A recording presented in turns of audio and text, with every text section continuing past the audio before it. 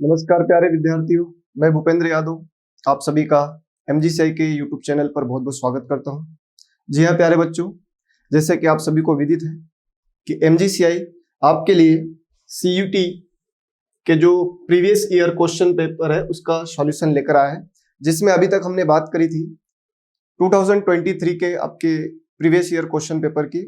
इसी कड़ी में आज हम आगे चर्चा को बढ़ाएंगे, लेकिन यहाँ पर आपको ध्यान देना है कि अब हम बात करने वाले हैं आपका जो सब्जेक्ट ग्रुप है एबीसी, क्योंकि अलग अलग सब्जेक्ट ग्रुप होते हैं, या भली बात ही जानते हैं, जैसे कि पीसीएम, पीसीबी, एबीसी, पीसीए। तो अभी हम बात कर रहे हैं कौन से ग्रुप की? एबीसी ग्रुप की बात चल रही है। और विशेष तौर पर आपको ध्यान देना है कि ये बात होने वाली है 8 अगस्त 2022 के क्वेश्चन पेपर की, और उसमें भी बात होने वाली है शिफ्ट नंबर 2 की, जिसमें आपके एग्रीकल्चर के 50 क्वेश्चन पर हम डिस्कस करेंगे। लेकिन एमजीसीआई की जो टीम है इसको अच्छी क्वालिटी के साथ देने के लिए सभी सर लोग आपके सामने जैसे 2023 के पेपर लेकर आए थे, उसी क्रम में यह कार्यक्रम चलता रहेगा। लेकिन आज मैं आपको हॉर्टिकल्चर के क्वेश्चन कराऊंगा इस पेपर में, देन उसके बाद श्री अरविंद शर्मा सर आपको एग्रीकल्चर के क्वेश्चन पेपर कराएंगे, देन एनिमल हस्बेंड्री के क्वेश्चन पेपर आपको श्री विजय जाट सर करवाएंगे। तो इसी क्रम में ये चलता रहेगा। तो उम्मीद करता हूं कि आपको मेरे द्वारा जो बताई गई जानकारी क्लियर हो गई होगी। फिर मैं एक बार आपके लिए रिपीट कर देता हूं कि हम 2023 के सीवीटी के एबीसी ग्रुप के जितने भी क्वेश्चन पेपर थे वो कंप्लीट कर चुके हैं। अब हम आज से शुरू करने जा रहे हैं 2022 के एबीसी ग्रुप के पेपर, ठीक है, जिसकी डेट मैं बता रहा हूं फिर से आपके लिए जानकारी के लिए, 8 अगस्त 2022। ठीक है प्यारे बच्चों, तो अब बिना विलंब के हम स्टार्ट करते हैं और देखते हैं कि हॉर्टिकल्चर से इस शिफ्ट में कौन कौन से क्वेश्चन आपको देखने को मिले थे।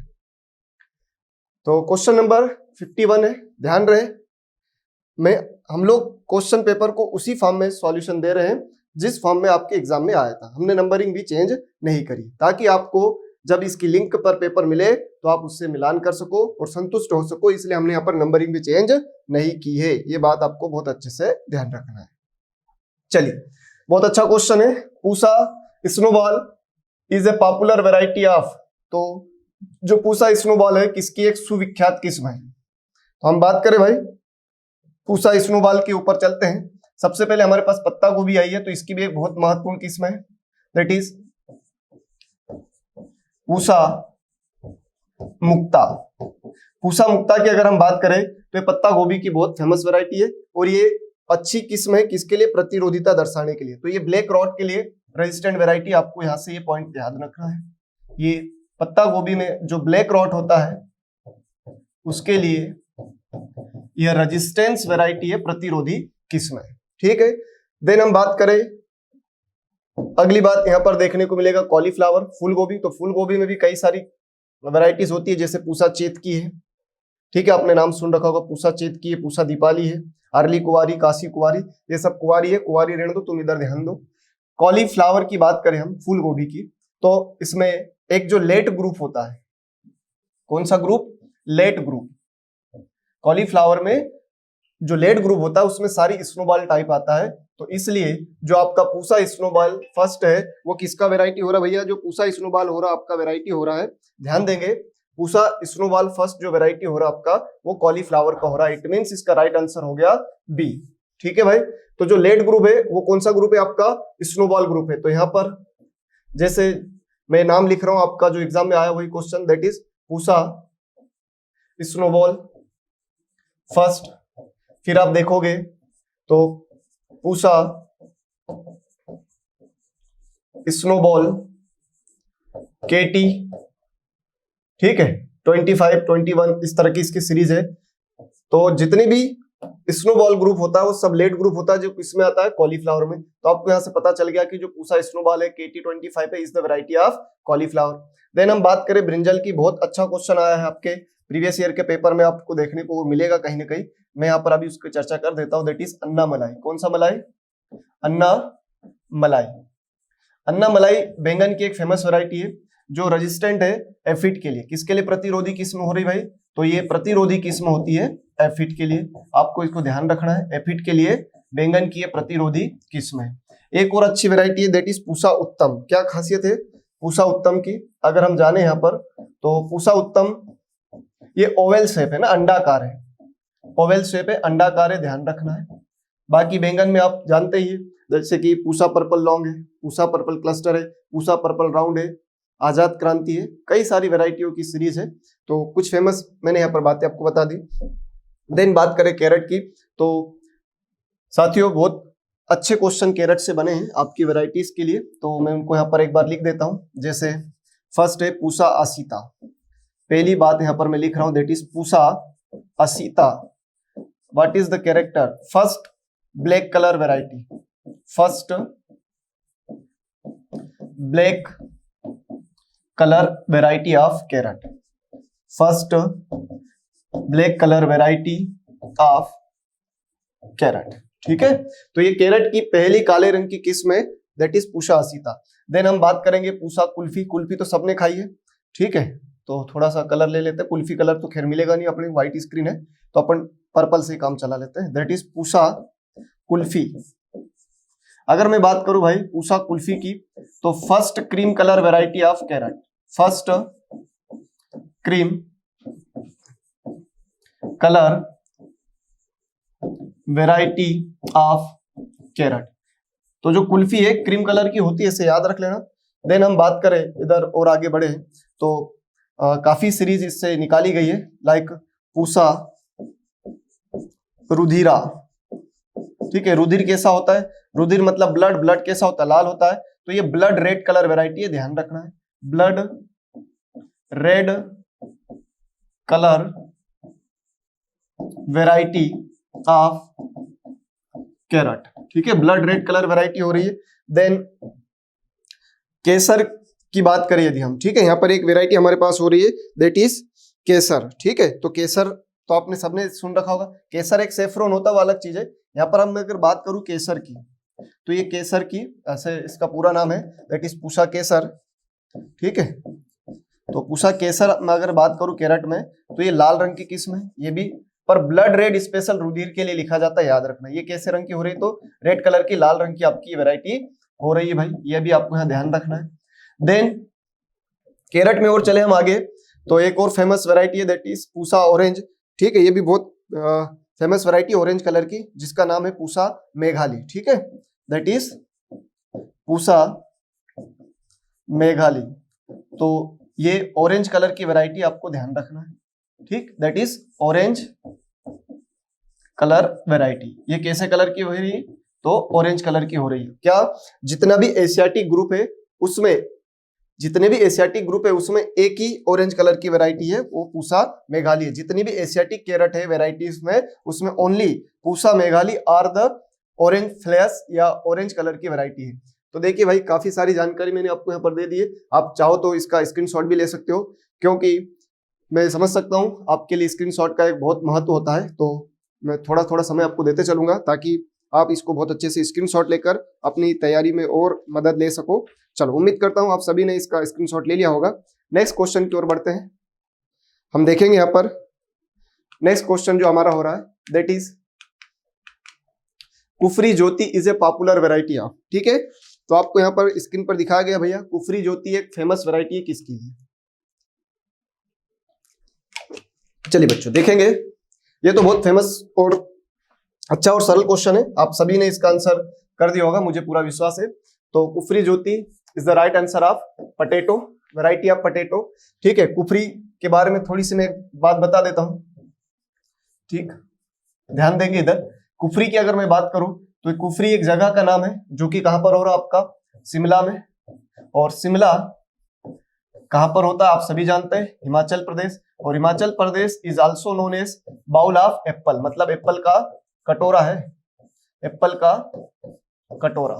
कमेंट में आप बताएंगे और देखेंगे, समझेंगे, हालांकि कमेंट का ऑप्शन तो आपके पास शायद नहीं होगा, तो आप मन में सोचेंगे, बताएंगे मुझे कि फलों का कटोरा किसे कहते हैं।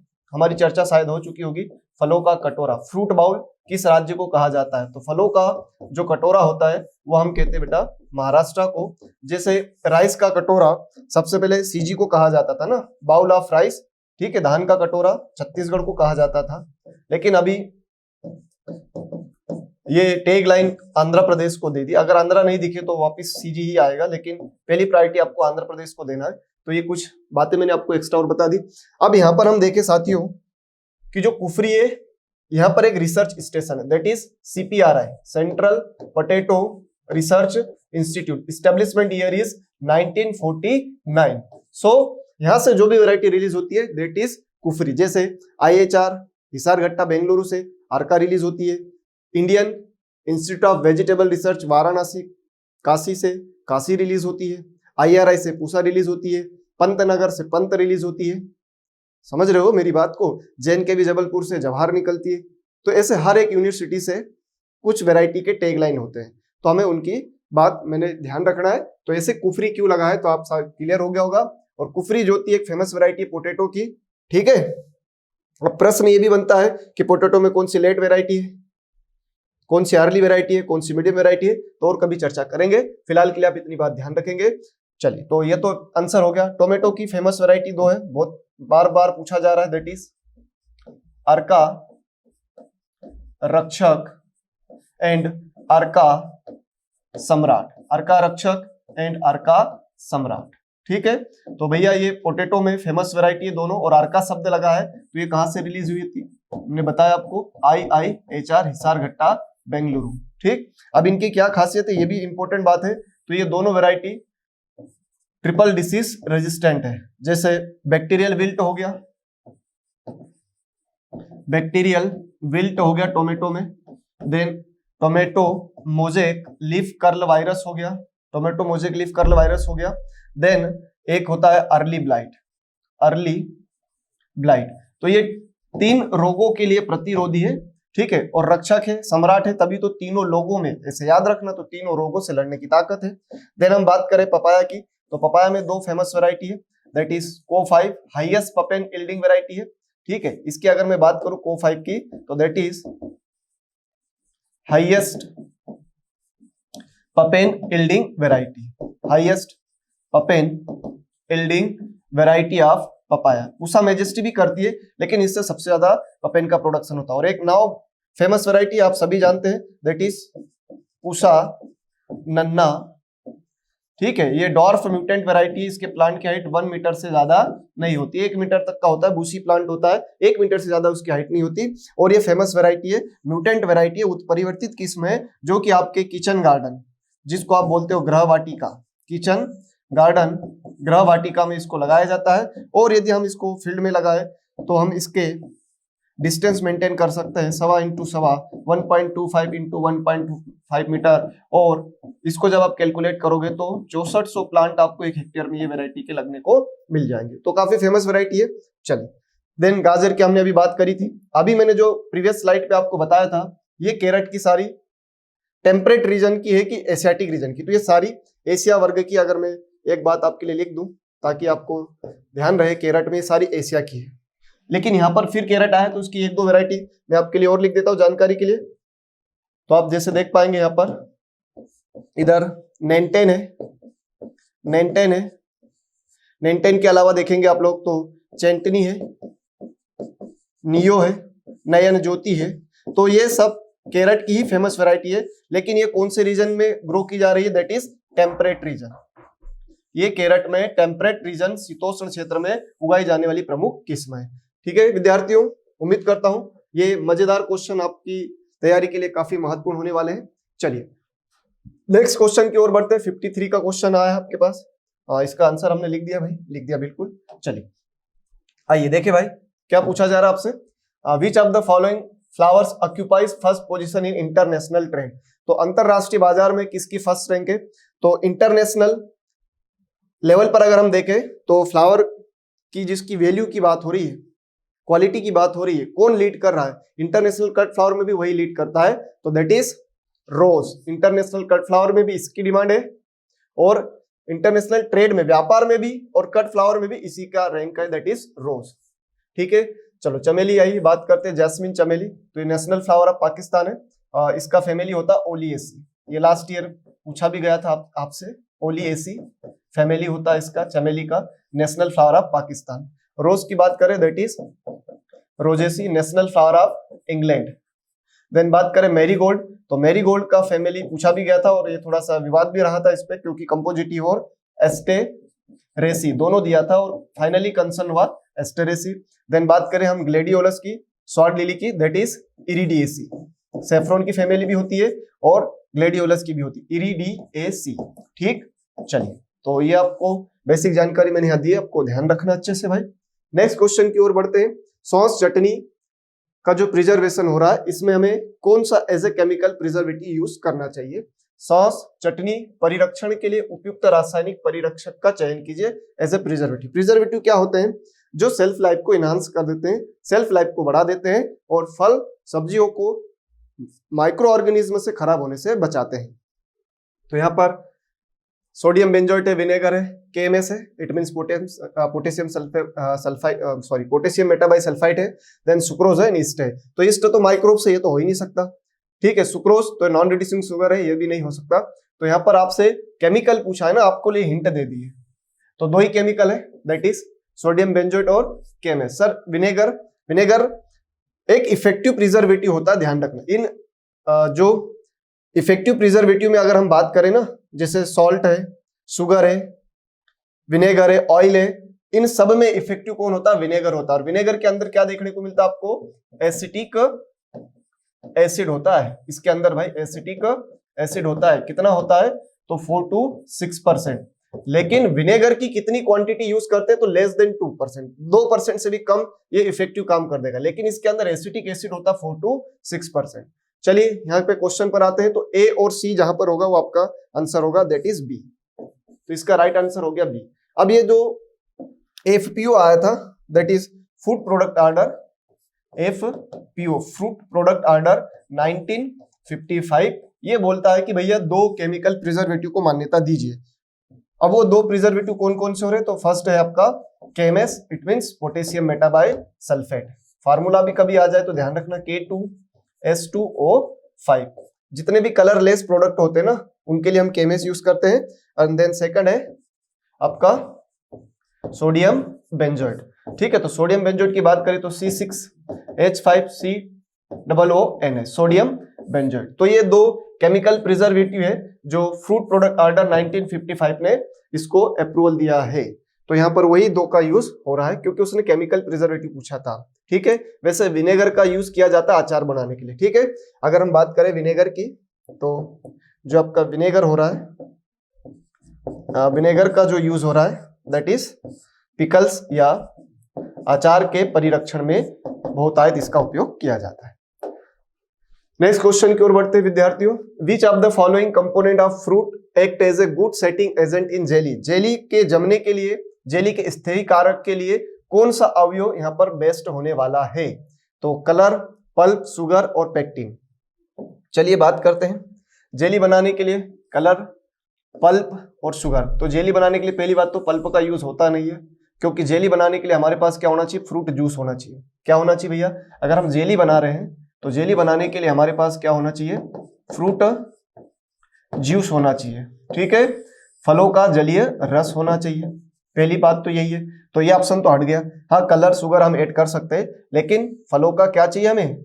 फलों का जलीय रस चाहिए भाई। तो फलों का जलीय रस होना चाहिए हमारे पास, फ्रूट जूस होना चाहिए। क्या होना चाहिए? फलों का जलीय रस। और उससे भी ज्यादा इंपॉर्टेंट बात है कि इस फ्रूट जूस के अंदर क्या होना चाहिए?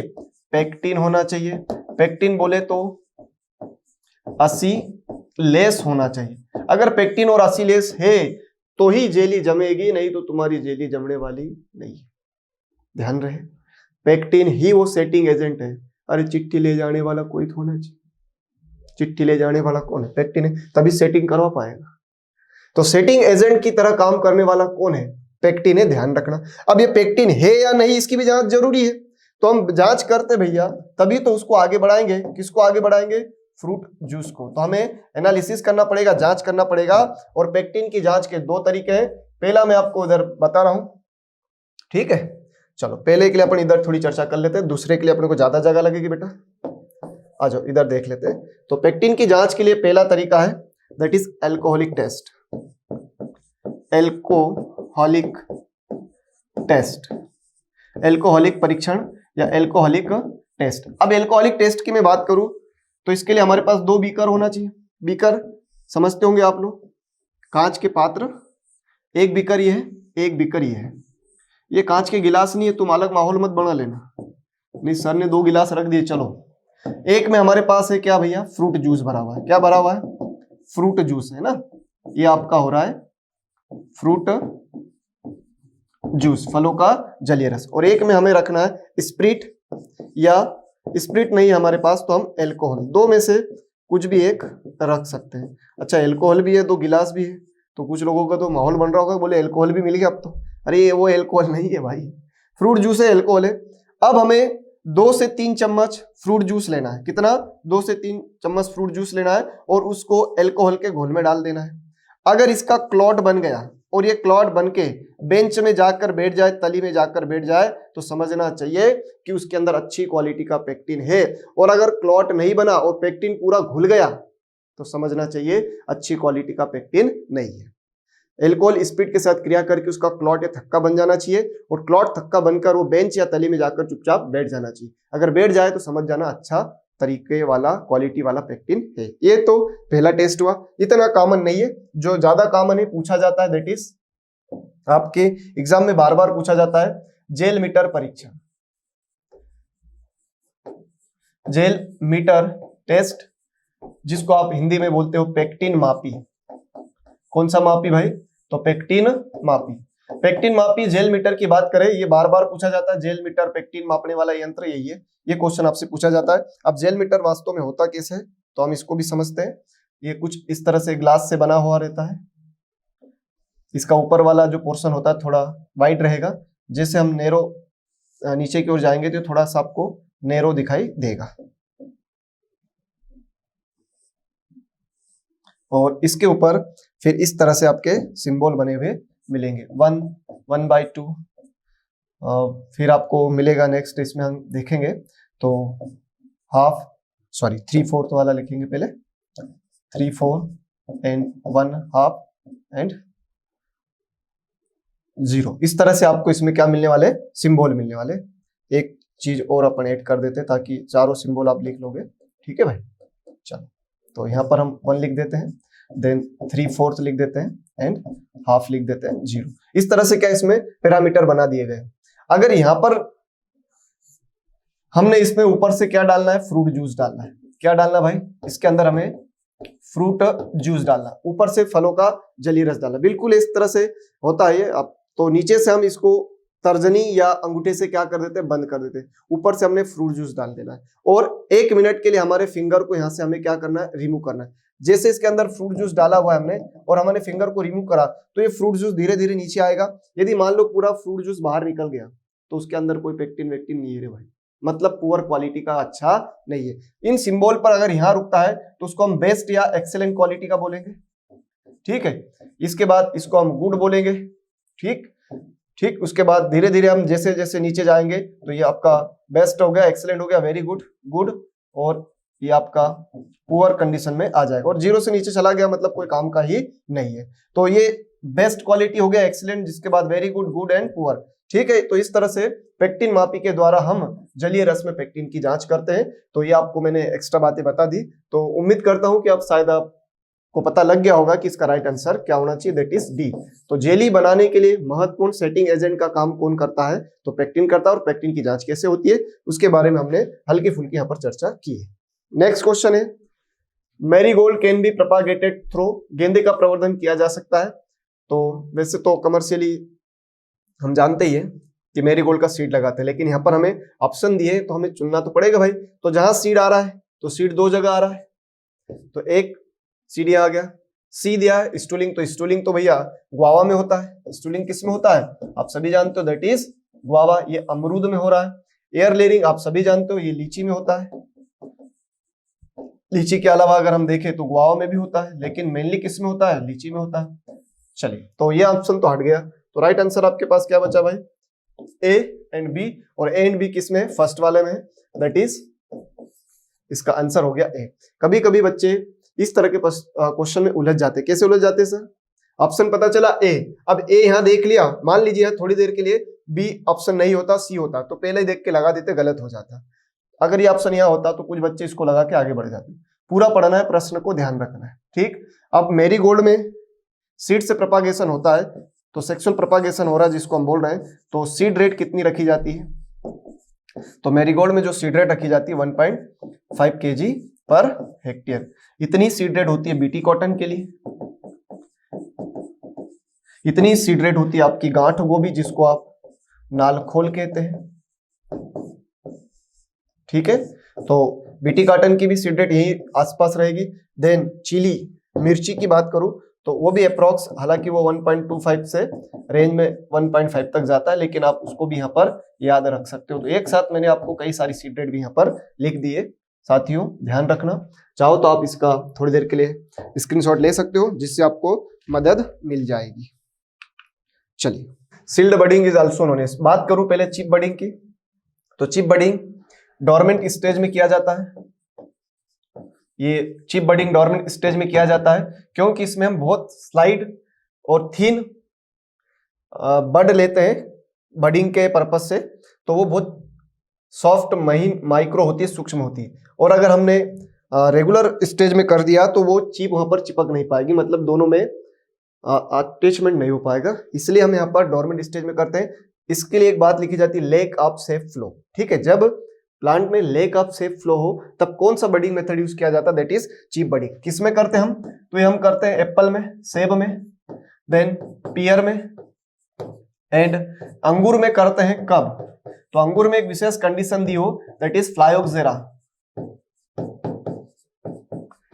ठीक है, फ्लायोक्सेरा कीट के कंट्रोल के लिए करते हैं ये स्पेशल। वैसे तो अंगूर में आप सभी जानते हैं कि मेनली किससे होता है, तो अंगूर में मेनली तो होता है हार्डवुड कटिंग से, लेकिन हार्डवुड कटिंग की बात नहीं हो रही है यहाँ पर, तो चिप बडिंग की बात हो रही है। तो चिप बडिंग सेब, पियर, ग्रेप्स में करते हैं। वैसे भी सेब में कमर्शियल मेथड नहीं है, सेब में टंग ग्राफ्टिंग कमर्शियल है, पर क्वेश्चन के अकॉर्डिंग ऑप्शन में मैं बता रहा हूं कि डोरमेंट स्टेज में किया जाता है सेब, पियर में, और ग्रेप्स में स्पेशली फ्लायोक्सेरा कीट के कंट्रोल के लिए कौन सा बडिंग किया जाता है, चिप बडिंग।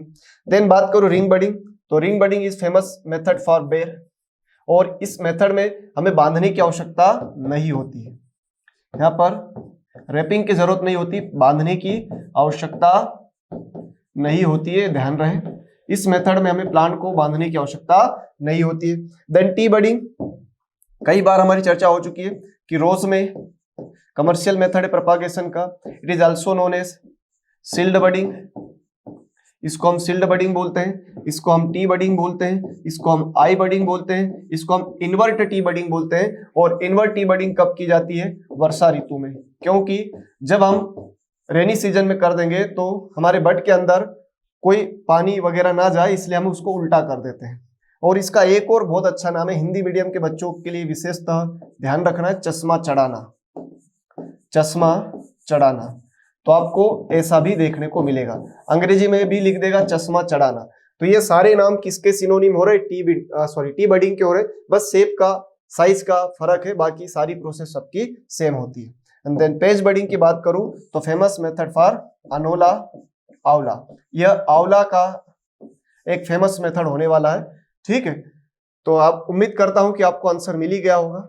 सील्ड बडिंग पूछा है तो सील्ड बडिंग के नाम से टी बडिंग को जाना जाता है, जैसे कि आप स्क्रीन पर देख पा रहे हैं। मैं पूरा विश्वास के साथ, दावे के साथ कह सकता हूं साथियों कि इतना सटीक सही एनालिसिस आपको कहीं नहीं मिलेगा। तो सभी बच्चे इसको ज्यादा से ज्यादा शेयर करें, ज्यादा से ज्यादा सभी के लाभ पहुंचाए, क्योंकि एमजीसीआई अगर अपनी पूरी टीम के साथ, चाहे टेक्निकल टीम हो, चाहे शिक्षकों की टीम हो, चाहे हमारे डायरेक्टर सर का मार्गदर्शन हो, वो सब दिन रात आपके लिए काम कर रहे हैं, तो आप प्लीज इसको ज्यादा से ज्यादा तक पहुंचाने का काम करेंगे। Thank you. आगे बढ़ते हैं अगले क्वेश्चन की ओर। Proper selection of site for orchard establishment is made based on the following criteria, which of the following criteria used in selection site for orchard establishment. अगर आप एक बगीचा लगाने जा रहे हो, एक ऑर्चर्ड लगाने जा रहे हो, तो आपके पास कौन कौन सी बातों का ध्यान रखना चाहिए, कौन कौन से मापदंड को आप चयन करेंगे। Location should be well established fruit growing area near to the market, क्या वह एरिया बाजार के करीब होना चाहिए और अच्छे से व्यवस्थित होना चाहिए, तो बिल्कुल yes, we have select this site. गहरे वर्षा युक्त परिस्थिति वाले क्षेत्र होना चाहिए, low lying area preferable rain fed condition, नीचे गहरे वर्षा युक्त परिस्थिति वाले क्षेत्र होना चाहिए, सोचेंगे इसके बारे में। Shallow soil with low water holding capacity, ये तो कभी नहीं होना चाहिए कि कम जल धारण क्षमता वाली मिट्टी तो नहीं होना चाहिए, अच्छी होना चाहिए। मौसम के परिवर्तनों से मुक्त उपयुक्त जलवायु परिस्थितियां होनी चाहिए। Suitable climate condition free from weather वेरिगिस। वेरिगिस का मतलब है अनियमितता, तो अनियमितता से फ्री होना चाहिए, बिल्कुल सही बात है, तो ये भी सही बात हो रही है। Soil with low organic matter and poor drainage, ये तो कभी भी नहीं होना चाहिए, ठीक है। तो सी और ई तो कभी नहीं होगा, अब सी और ई तो नहीं होगा तो ये ऑप्शन भी अपना एलिमिनेट हो गया, ठीक है। और कहां पर भैया, ए और डी देखते भैया, ए और डी तो बिल्कुल परफेक्ट कंडीशन बता ही रहा है, तो ए और डी आपके पास ऑप्शन है, और सी वाला मैंने एलिमिनेट कर दिया है, ए ओनली होगा नहीं, तो अल्टीमेटली आपके पास क्या बचा, ए एंड डी, ठीक है। गहरे नीचे गहरे वर्षा युक्त परिस्थिति वाले क्षेत्र भी नहीं होना चाहिए क्योंकि वहां पर पानी भर जाएगा। तो इस क्वेश्चन का आप राइट आंसर देख पाएंगे। तो हमारे पास जिस तरह से हमने यहाँ पर ऑप्शन एलिमिनेट करा है तो बिल्कुल सही है, अपने पास आंसर क्या बनने वाला भैया, डी। तो इस क्वेश्चन का राइट आंसर होगा डी डमरू, ठीक। बी भी नहीं होगा क्योंकि जहां पर पानी भरेगा तो वाटर लॉगिंग कंडीशन आएगी, और वाटर लॉगिंग होगा तो जैसे पपाया का ऑर्चर्ड, इसको समस्या हो जाएगी भैया, ठीक है। चलिए, बहुत अच्छा क्वेश्चन है, ध्यान देंगे यहाँ पर पूछा क्या गया है क्योंकि यह गलती हो जाती है। विटामिन ए, वैसे विटामिन ए ओवरऑल तो आप सभी को पता होगा कि ओवरऑल सबसे ज्यादा किस में होता है भाई, तो ओवरऑल तो कैरेट में होता है 4800 IU। देन हम फ्रूट में बात करें तो मैंगो में होता है, मैंगो में सॉरी इसको सही करेंगे भाई, कैरेट में हो रहा अपना 28,129 IU, देन मैंगो में हो रहा आपका 4800 IU। देन हम बात करें नेक्स्ट यहाँ पर बेटा पपाया की, तो पपाया के अंदर कितना हो रहा है, दैट इज 2020। ये फेमस क्वेश्चन है इसलिए मैंने बार बार आपको रिपीट करे, हो सकता है आपको क्वेश्चन देखने को मिले। अब आप ध्यान देंगे भैया, आपसे पूछा किसके बारे में गया है, तो आपसे पूछा गया भैया यहाँ पर विच of the following source of vitamin A. अब यहाँ पर ना तो पपाया है, ना मैंगो है, ना कैरेट है, ये तो अलग ही क्वेश्चन आपकी स्क्रीन पर आ गया। तो अब क्या करें सर, तो भैया आप देखें ड्रम स्टिक, तो ड्रम स्टिक में कितना हो रहा है, तो ड्रम स्टिक में अगर हम देखेंगे तो 67-80 माइक्रोग्राम पर 100 ग्राम विटामिन ए देखने को मिलता है। थोड़ा अलग अलग से लिख दूं तो आपको समझने में आसानी होगी। देन आपके पास सेकंड हो रहा बेटा कोलोकेशिया, तो कोलोकेशिया में होता है 10,278 माइक्रोग्राम पर 100 ग्राम विटामिन ए। देन 69 के आसपास इसमें हमें देखने को मिलेगा, 69-18 के आसपास, ठीक है, 69-18 माइक्रोग्राम पर 100 ग्राम विटामिन ए। अब नीम की पत्तियों में तो ऐसा कुछ होता नहीं, इसमें तो क्या मिलेगा आपको, एजाडी रेक्टिन मिलने वाला है, जिसके कारण बीटा टेस्ट होता है, और इसी से हम इंसेक्ट कंट्रोल में, कीट नियंत्रण में एजाडी रेक्टिन का काम होता है बायोलॉजिकली, ठीक है, कीट नियंत्रण का जैविक उपाय है। तो ये अलग चीज हो गई। तो अब यहाँ से आप खुद ही समझ गए होंगे कि भैया इनमें से किसमें ज्यादा आपका विटामिन ए होगा, तो आप यूनिट के हिसाब से भी देखोगे तो ये सबसे ज्यादा लीड कर रहा data, it means colocasia leading है विटामिन ए के अंदर। चलिए भैया, तो आप ये भी यहाँ मैंने आपको बता दिया है, उम्मीद करता हूं कि आपके लिए बहुत महत्वपूर्ण जानकारी होगी। जैसे ही एक क्वेश्चन और यहाँ से फेमस बन सकता है और बना हुआ भी है, तो आप उसको भी नोट कर लेंगे। ड्रम स्टिक है ना, ड्रम स्टिक यहाँ पर दिया है। तो मैं बात करूं विटामिन सी की, यदि विटामिन सी की बात करी जाए तो विटामिन सी सबसे ज्यादा किसमें देखने को मिलेगा आपको, दैट इज ड्रम स्टिक। कौन सा स्टिक सर, तो that is drum stick. Drum stick के बाद यदि हम देखेंगे तो कोरिएंडर, कोरिएंडर मतलब धनिया, धनिया के बाद यदि हम देखेंगे तो चिली, चिली मतलब मिर्ची, और मिर्ची में भी कॉमन चिली की बात नहीं होती, यहाँ पर ध्यान रखना हमें शिमला मिर्च, जब तक शिमला लिखे तब तक शिमला मिर्च में लगाना है। तो ये विटामिन सी का सीक्वेंस है, इसकी फर्स्ट पोजीशन, इसकी सेकंड एंड देन थर्ड। इसमें 1 मिलीग्राम पर 100 ग्राम देखने को मिलता है, ठीक है। तो ये मैंने आपके लिए यहाँ पर रैंक भी लिख दिए, चाहो तो आप इनकी मात्रा लिख लो। इसके अंदर हमें 220 और इसके अंदर 135 माइक्रोग्राम या मिलीग्राम, जो भी इसका यूनिट है अपने देखने को मिलने वाला है, ठीक है भाई। चल, तो उम्मीद करता हूं कि ड्रम स्टिक में सबसे ज्यादा विटामिन सी होता है, ये ध्यान रखना है, और कोलोकेशिया की पत्तियों के अंदर सर्वाधिक विटामिन ए होता है, और ओवरऑल किसके अंदर होता है वो भी मैंने आपको बता दिया है। चलिए नेक्स्ट क्वेश्चन की ओर बढ़ते हैं। 90 नंबर का क्वेश्चन है, which of the following is a not a green house gas. इनमें से कौन सा ग्रीन हाउस गैस नहीं है, तो ग्रीन हाउस गैस है इसमें पहले तो मैं लिस्ट बना देता हूं आपके लिए। सबसे पहले तो जल वाष्प आता है जिसको हम वाटर वेपर कहते हैं, ठीक है। देन आपका CO2 आता है, देन आपका मीथेन आता है, देन थोड़ी बहुत मात्रा में हम देखेंगे तो नाइट्रस ऑक्साइड है, ठीक है। तो ये सारी की सारी ग्रीन हाउस गैसेस है, और अगर ग्रीन हाउस गैसेस की मात्रा बढ़ती है तो ग्लोबल वार्मिंग की समस्या बढ़ जाती है। ये सारी की सारी गैसें जिम्मेदार है ग्लोबल वार्मिंग, और ग्लोबल वार्मिंग का एक लाइन में अगर मैं उत्तर बताऊं तो तापमान का बढ़ना। और यदि तापमान बढ़ने लगेगा तो वातावरण बुरी तरह से प्रभावित होगा। तो इनमें से जो आप गैसेस यहाँ देख पा रहे हो कौन कौन सी रिस्पॉन्सिबल है ग्लोबल वार्मिंग के लिए, तो मैंने प्यारे बच्चों आपके लिए पूरी लिस्ट बना दी। इन सब में अगर एक को चुनना पड़े तो पहली प्रायोरिटी होगी हमारी वाटर वेपर, ये ना दिखे तो फिर सेकंड प्रायोरिटी होगी CO2, then methane, nitrous oxide, और भी चीजें हो सकती है लेकिन ऑप्शन के अकॉर्डिंग इतनी बात पर्याप्त है। तो CO2, CH4, nitrous oxide, these are the green house gases, these are the green house gases. ये सब की सब ग्रीन हाउस गैसेस हो रही है। ऑक्सीजन नहीं है तो जीवन देने वाली है, अगर ये घट गई तो अपन निपट जाएंगे भाई, तो ये तो ग्लोबल वार्मिंग में थोड़ी है, तो अपने जीवन देने वाली है। तो कौन सी ग्रीन हाउस गैस नहीं है, और ये नहीं है परीक्षा में दिखता नहीं है, तो ध्यान रहे इसका राइट आंसर है डी, डमरू आने वाला है। ठीक है प्यारे बच्चों, तो आज हमने CUET 2022 के 8 अगस्त सेकंड शिफ्ट के पेपर में हॉर्टिकल्चर के जो क्वेश्चन थे, मेटेरोलॉजी का एक क्वेश्चन हमने यहाँ देखा, वो कंप्लीट होता है। अब आगे की सीरीज में आपको क्रॉप प्रोडक्शन के क्वेश्चन देखने को मिलेंगे। तब तक के लिए बहुत बहुत धन्यवाद। Thank you so much. नमस्कार प्यारे विद्यार्थियों, तो अब हम यहाँ पर एग्रोनॉमी से रिलेटेड जो क्वेश्चंस हैं उनका सॉल्यूशन यहाँ पर देखने वाले हैं। हमारे पास जो क्वेश्चन आया, क्वेश्चन नंबर 63 है ये। In paddy optimum age of seedling suitable for transplantation is. धान के पौधों के प्रतिरोपण के लिए इष्टतम या अनुकूलतम हमसे यहाँ पर पूछ रहा है कि उम्र क्या है, ये हमें बताना है। तो धान के पौधों की रोपाई के लिए अगर हम लोग बात करें तो वैसे धान की अगर फसल देखी जाए तो हम लोग बात करते हैं कि धान को खरीफ में भी लिया जाता है, रबी सीजन में भी धान की फसलें ली जाती है। तो खरीफ के लिए अगर हम लोग देखें तो 20 to 25 डेज जो हैं ये हम लोग बोल सकते हैं कि ऑप्टिमम एज ऑफ सीडलिंग है। रबी सीजन में टेम्परेचर कम होने के कारण थोड़ा ज़्यादा एज के प्लांट्स हम लोग लेते हैं, वहाँ पर एज है 30 to 40 डेज। तो अगर हम लोग यहाँ पर बात करें तो मेन क्रॉप हमारी कौन सी होती है, तो मेन क्रॉप जो है खरीफ वाली होती है, इसी को हम लोग यहाँ पर बात करते हैं। तो यहाँ पर अगर देखें तो जो ऑप्शन हमें बिल्कुल करेक्ट लग रहा है ना, वो आएगा 25 to 28 डेज, आंसर हो जाएगा सी।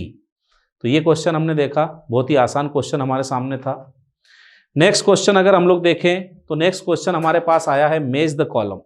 मेज द कॉलम जो है इसमें हम लोग देखते हैं कि एक साइड क्रॉप दी है और सेकंड साइड हम लोग देखेंगे तो यहाँ पर ओरिजिन सेंटर दिए हुए हैं कि भाई कौन सा जो क्रॉप है उसका ओरिजिन कहाँ पर हुआ, ये हम लोग देखते हैं। तो फर्स्ट हमारे सामने आ रहा है यहाँ पर ग्राम, इसके बाद है ग्राउंडनट, ग्राउंडनट के बाद है पेडी, और इसके बाद हम लोग बात करें तो सोयाबीन। तो हम लोग यहाँ पर बात करते हैं, सबसे पहला हमारे पास है ग्राम ए। तो ग्राम का अगर हम लोग देखें तो इसका ओरिजिन प्लेस है south west Asia, south west Asia. तो अगर हम लोग देखें कि साउथ वेस्ट एशिया हम लोग यहाँ पर सबसे पहले बात कर रहे हैं, तो साउथ वेस्ट एशिया में भी कहाँ पर है भाई, तो हम लोग बोल सकते हैं कि अफगानिस्तान और इंडिया, इसको माना जाता है ग्राम का ओरिजिन प्लेस। तो हम लोग देख रहे हैं कि ए के सामने 3 होना चाहिए, तो यहाँ पर ए के सामने 3 देखें तो ये 2 ऑप्शन तो हमारे सामने पहले ही कैंसिल हो गए क्योंकि इनमें ए के सामने 3 नहीं है। अब 2 बचे हमारे पास, तो सेकंड वाले पे आ जाते हैं ग्राउंडनट। ग्राउंडनट का कहाँ पर है, तो साउथ अमेरिका ये ग्राउंडनट का है, या फिर हम लोग इसमें बोल सकते हैं ब्राज़ील। ब्राज़ील जो है ये इसका ओरिजिन प्लेस हुआ। तो अब हम लोग देख रहे हैं कि बी के सामने 4 आना चाहिए, तो ए के सामने 3, ए के सामने 3 और बी के सामने यहाँ पर 1 दिया हुआ है, मतलब ये भी कैंसिल है, हमारा आंसर हो गया डी। आगे देख लेते हैं, तो फिर आता है पेडी। तो पेडी का आप जानते ही हैं कि south east Asia, south east Asia ये पेडी का है। इसमें भी अगर हम लोग बात करें तो जैसे कि इंडिया हो जाएगा, म्यांमार, ये इसको हम लोग मानते हैं origin place of rice or paddy. और सोयाबीन का आप जानते ही हैं कि एशिया, या इसको हम बोल सकते हैं कि चाइना जो है ये इसका ओरिजिन प्लेस है, आंसर हो जाएगा डी। तो मैच द कॉलम जब भी आए, अगर एक ऑप्शन हमारे को बिल्कुल कंफर्म लग रहा है, उसको हमने देखा, उसके सामने अगर बिल्कुल मैच हो रहा है, तो आप देखोगे बाकी 3 ऑप्शन चेक कर लो, अगर उसमें मैच नहीं हो रहा है तो वही आंसर लगा के आगे बढ़ जाएंगे। पूरे क्वेश्चन में आपको आगे टाइम खराब करने की कोई जरूरत नहीं है। Next question 65, the selective herbicides are those chemicals which, हमें यहाँ बोल रहा है कि चयनित शाकनाशी वे रासायनिक पदार्थ हैं जो, तो हम लोग यहाँ पर बात कर रहे हैं कि चयनित या सिलेक्टिव का मीनिंग क्या होता है। चयनित या सिलेक्टिव का मीनिंग होता है कि ये स्पेसिफिक प्लांट स्पीसीज जो होती है उसी पर अपना इफेक्ट दिखाएगी, या फिर हम बोल सकते हैं कि ये केवल खरपतवारों को मारेगी, खरपतवारों में भी कुछ खास तरह के खरपतवार या उनकी स्पीसीज पर असर दिखाएगी, बाकी पर इसका असर होने वाला नहीं है। तो हम लोग यहाँ देखते हैं कि फर्स्ट क्या है, kill all kind of vegetation, सभी तरह की वनस्पतियों को मार देंगी। भाई ये तो आप देखोगे कि रॉन्ग है, सिलेक्टिव है ही नहीं, ये तो नॉन सिलेक्टिव हुआ। Kill all the plant parts bye directly killing plant cells, ये डायरेक्ट उनको किल करेगा। ये भी हम लोग देख रहे हैं कि कोशिकाओं को मारकर सभी पादप भागों को मार देगा, ये भी सिलेक्टिव का काम नहीं है। ये हम लोग बोल सकते हैं कि ये एक तरह से ये जो हो गए नॉन सिलेक्टिव, या इनको हम बोल सकते हैं कि ये टोटल किलर होते हैं। टोटल किलर हम लोग बोल सकते हैं इनको herbicides. Kill only weeds without injuring other crop plants, मतलब बिना फसली पौधों को नुकसान पहुंचाए केवल खरपतवारों को मारते हैं, इसीलिए तो इनको सिलेक्टिव कहा जाता है। इसलिए यहां हमारा आंसर हो गया सी। 4 वाले को भी देख लेते हैं। Kill plant after their absorption by accelerating or retarding metabolic activities of plant, ये हम लोग यहां पर अगर बात करते हैं तो ये भी नॉन सिलेक्टिव और उसमें सिस्टेमिक जो है उसके बारे में बात चल रही है, इसलिए यहां पर आप देखोगे करेक्ट आंसर हमारा हो जाएगा सी। सी करेक्ट आंसर है। नेक्स्ट हम लोग बात करते हैं question number 67, which of the following wheat species is perennial in nature, कौन सी खरपतवार प्रजाति की प्रकृति बहुवर्षीय है। पेरेनियल, पेरेनियल का मतलब हो गया कि जो लाइफ साइकिल होता है, लाइफ साइकिल ऑफ प्लांट जो है ये मोर देन 2 ईयर्स, या हम लोग बोल सकते हैं कि जो मेनी ईयर्स होता है उसका जब लाइफ साइकिल होता है तो उसको हम लोग क्या बोलते हैं, उसको हम लोग बोलेंगे पेरेनियल। तो फर्स्ट हम लोग देख रहे हैं साइप्रस रोटंडस। अब इसके लिए आपको बॉटनिकल नेम मालूम होना चाहिए। साइप्रस रोटंडस आप जानते ही हैं कि जावा ग्रास, या इसको हम लोग बोलते हैं कि नट ग्रास। जावा ग्रास या नट ग्रास जो होता है ये इसका बॉटनिकल नेम है, और जावा ग्रास या नट ग्रास जो है ये पेरेनियल नेचर का होता है। इसको हम मोथा भी बोलते हैं, हिंदी में हम लोग इसको बोलते हैं मोथा। फिर हम लोग बात कर रहे हैं तो क्या आ गया भैया, ट्रायंथिमा पोर्टुलेकास्ट्रम, ये हमारे सामने आया। इसको हम लोग क्या बोलते हैं भाई, ये क्या चीज है, तो इसको बोला जाता है जाइंट पिगवीड या ब्लैक पिगवीड है ये इसको हमने बोला है। और ये जाइंट पिगवीड एक तरह से पिगवीड है, उसका नाम है, ये भी पेरेनियल नहीं है। फिर हम लोग बात करते हैं डिजिटेरिया सिंगुनेलिस, ये हम लोग यहाँ पर बात कर रहे हैं। ये क्या चीज़ है, तो इसको हम लोग बोलते हैं क्रेब ग्रास, या इसको बोला जाता है हैरी क्रेब ग्रास, या इसको हम लोग बोलते हैं केकड़ा घास। केकड़ा घास भी इसको कहा जाता है हिंदी में। और लास्ट में आ रहा है भाई फ्लेरिस माइनर। फ्लेरिस माइनर को तो आप जानते ही हैं, ये क्या चीज है, तो ये कैनेरी ग्रास है। कैनेरी ग्रास, या हम लोग इसको बोलते हैं गेहूं सा। ये गेहूं का मिमिक्री वीड है, आप सब जानते हैं। आंसर हो जाएगा ए, साइप्रस रोटंडस। साइप्रस रोटंडस के बारे में हम लोग बात कर रहे हैं। ये क्या चीज़ है भाई, ये पेरेनियल वीड है, इसको हम जावा ग्रास या नट ग्रास बोलते हैं। ये हो गया।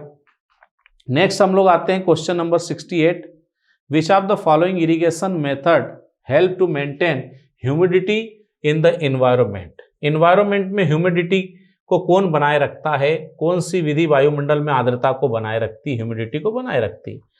तो सीधी सी बात है, ऐसी मेथड जो कि एरियल हो, एरियल मेथड की अगर हम लोग बात करते हैं, एरियल मेथड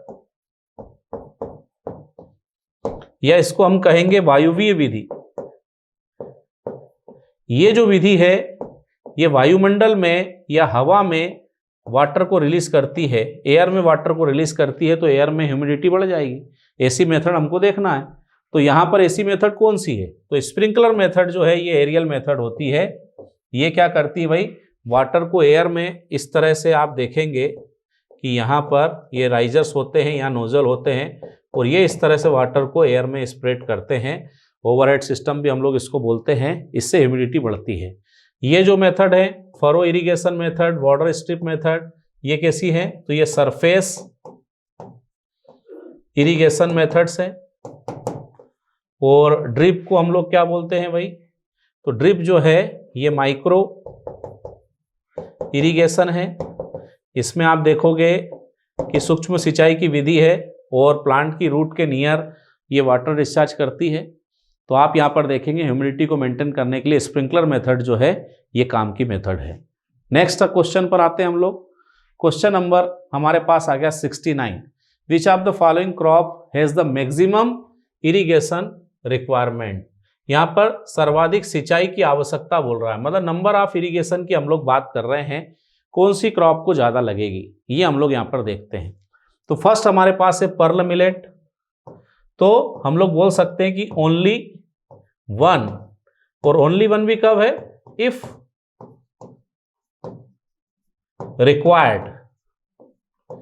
हमारे को एक ही इरिगेशन देना है। ज़्यादातर आप देखोगे कि ये पर्ल मिलेट जो होती है ये रेनफेड कंडीशन में होती है।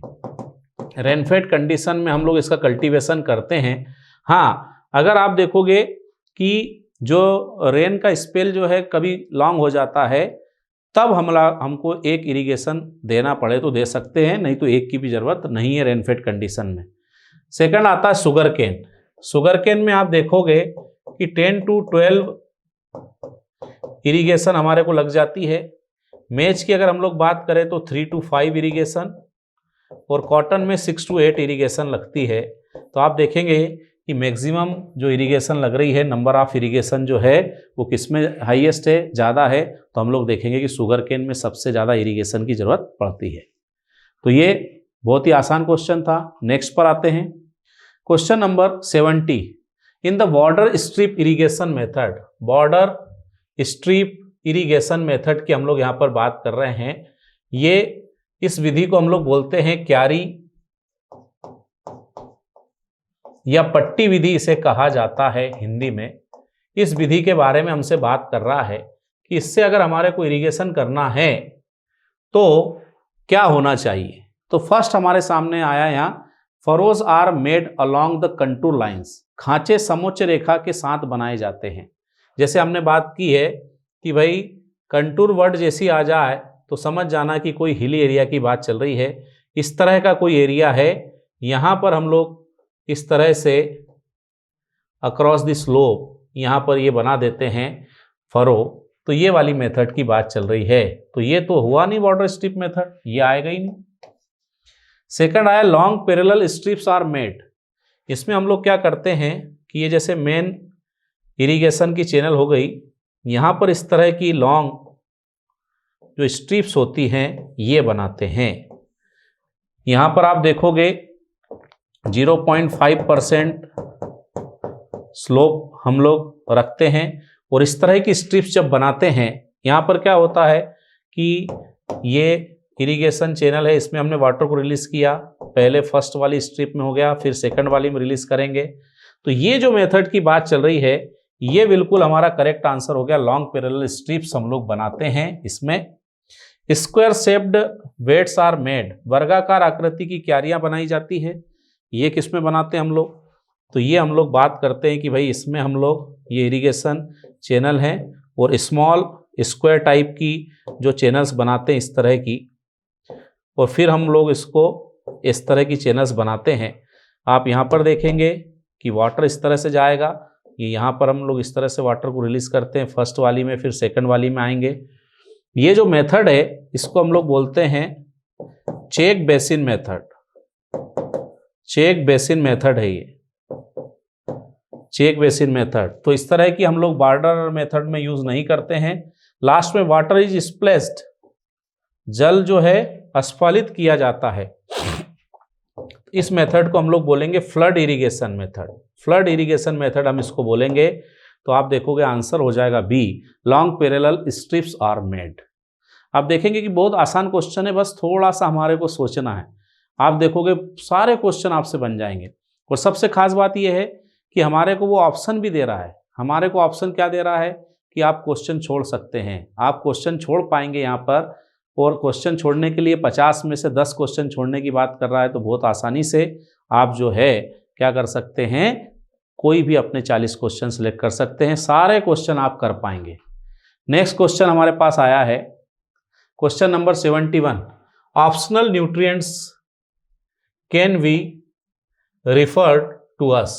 संशोधित या वैकल्पिक पोषक को क्या कहा जाता है? तो सबसे पहले हम लोग आते हैं मैक्रोन्यूट्रिएंट्स। मैक्रो मतलब बृहद पोषक तत्व है यहाँ पर, मैक्रो या बृहद। तो इसके अंदर तो हमारे को याद रखना है कि मैक्रो में कौन आता है।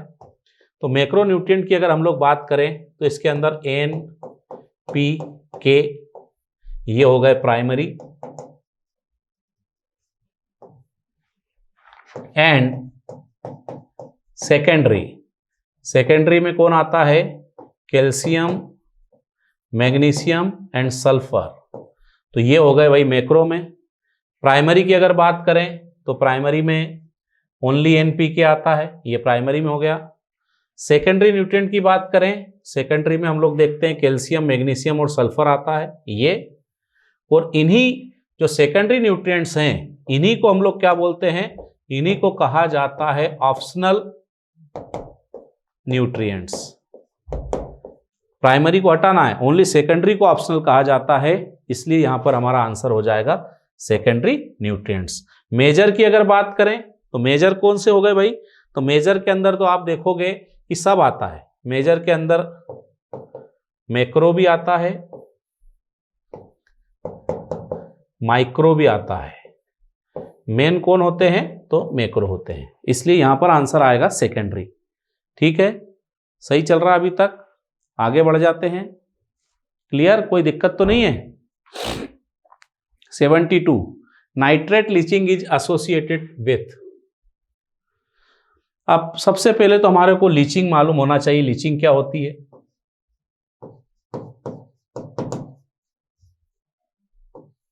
या इसको कहा जाता है निक्षालन। इसका मतलब क्या होता है भाई कि nutrient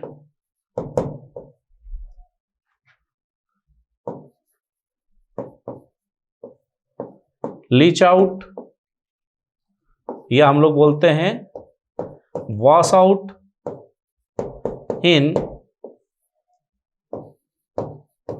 lower layers with water. पानी के साथ लोअर लेयर्स में जा रहे हैं। अब लोअर लेयर्स में जा रहे हैं तो वहां पर क्या होता है भाई कि अंडरग्राउंड वाटर जो होता है यहां पर ये आ गए। और किस में आ गए भाई? तो जो ग्राउंड वाटर होता है, ग्राउंड वाटर में आप देखोगे कि न्यूट्रिएंट आके मिल रहे हैं। तो ये एक तरह का क्या हो गया भाई? पॉल्यूशन हो गया। और ऐसे पॉल्यूशन को हम लोग क्या बोलेंगे? वाटर पॉल्यूशन, क्योंकि ये ग्राउंड वाटर जो है उसको खराब कर रहा है। बाकी तरह का कोई पॉल्यूशन यहाँ पर देखने को नहीं मिल रहा है, इसलिए आंसर हो जाएगा वाटर पॉल्यूशन। नेक्स्ट क्वेश्चन पर आता हूं मैं। Ideal characteristics of bio agent use for biological weed control. हम खरपतवारों का जैव वैज्ञानिक नियंत्रण कर रहे हैं, तो जो जैव कारक होते हैं, बायो एजेंट होते हैं, उनमें क्या खास बात होनी चाहिए, क्या विशेषता होनी चाहिए, ये हमसे पूछ रहा है। फर्स्ट है शुड मल्टीप्लाई रेपिडली, तेजी से वृद्धि करने वाले होना चाहिए। बिल्कुल करेक्ट है, तेजी से वृद्धि करने वाले होना चाहिए। शुड बी वेरी कॉस्टली, बहुत महंगे होना चाहिए। नहीं, बिल्कुल नहीं, महंगे रहेंगे तो हर किसान यूज नहीं कर पाएगा। नेक्स्ट आता should settle rapidly at new place or host, तेजी से नए स्थान या पोषी पौधों में स्थायित्व धारण करना चाहिए। बिल्कुल सही है, जो जल्दी अडॉप्ट करेगा नए एरिया को, आप देखोगे ज़्यादा मल्टीप्लिकेशन करेगा, अच्छा रहेगा। Should not necessary to be eco friendly, पर्यावरण अनुकूल नहीं होना चाहिए। अरे पर्यावरण अनुकूल होते हैं इसलिए तो हम इसको यूज करेंगे, नहीं होंगे तो हम क्यों यूज करेंगे। लास्ट वाला है should not harmful except host weed plant, खरपतवार पोषी पौधे के अलावा दूसरों पौधों पर हानिकारक नहीं होना चाहिए। बिल्कुल करेक्ट है ये बात। तो ए, सी और ई, ये आप देख रहे हो कि ये जो स्टेटमेंट है ये करेक्ट है। तो ए, सी और ई हमको ढूंढना है, कहां पर आ रहा है, ए, सी और ई ओनली। तो बी ऑप्शन में आ रहा है ए, सी, ई, इसलिए हमारा आंसर हो जाएगा बी। ठीक है, ये हमने क्वेश्चन नंबर 73 के बारे में बात की। नेक्स्ट हम लोग बात करते हैं which of the following is a minor millet. Which of the following is a minor millet हमसे बोल रहा है। अब ये माइनर मिलेट के बारे में हमारे को यहाँ पर देखना पड़ेगा कि माइनर मिलेट कौन कौन से होते हैं। माइनर मिलेट की हम लोग बात करते हैं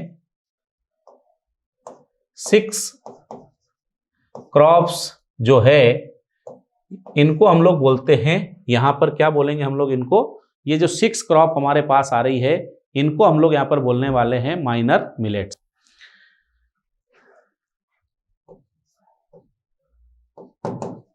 फिंगर मिलेट,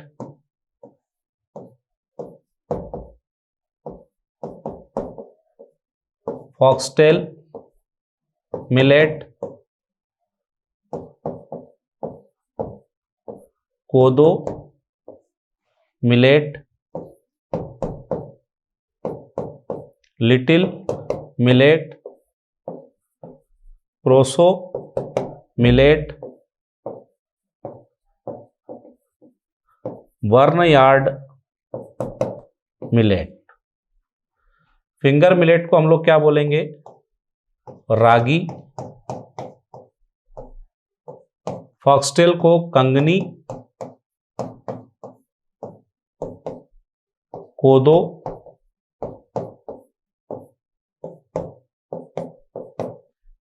इसके बाद कुटकी, चीना और सांवा।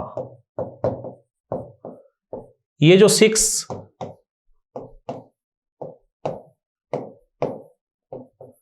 6 मिलेट्स हैं इनको हम लोग बोलते हैं माइनर मिलेट। 6 को माइनर मिलेट बोलेंगे, मतलब यहां पर हमारा आंसर हो गया रागी। ये जो है पर्ल मिलेट मिलेट है बट माइनर मिलेट में नहीं आता है। बाकी मस्टर्ड तो ऑयल सीड है, ज्वार को हम लोग या सोरगम को यहां पर क्या बोलेंगे, सीरियल क्रॉप। ठीक है, ये हो गया क्वेश्चन नंबर 74। नेक्स्ट हम लोग बात कर रहे हैं which of the following crops so hexaploidy, निम्न में से कौन सी फसल षटगुणिता प्रदर्शित करती है। षटगुणिता, तो हमने जब क्रॉप पढ़ी आप जानते ही हैं कि व्हीट क्रॉप के बारे में यहां पर बात हो रही है। व्हीट को अगर देखा जाए तो व्हीट में हम लोग बात करते हैं डिप्लॉइड, टेट्राप्लॉइड,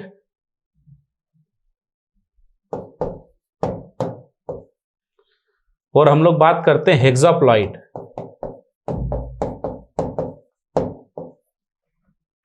व्हीट जो है द्विगुणित,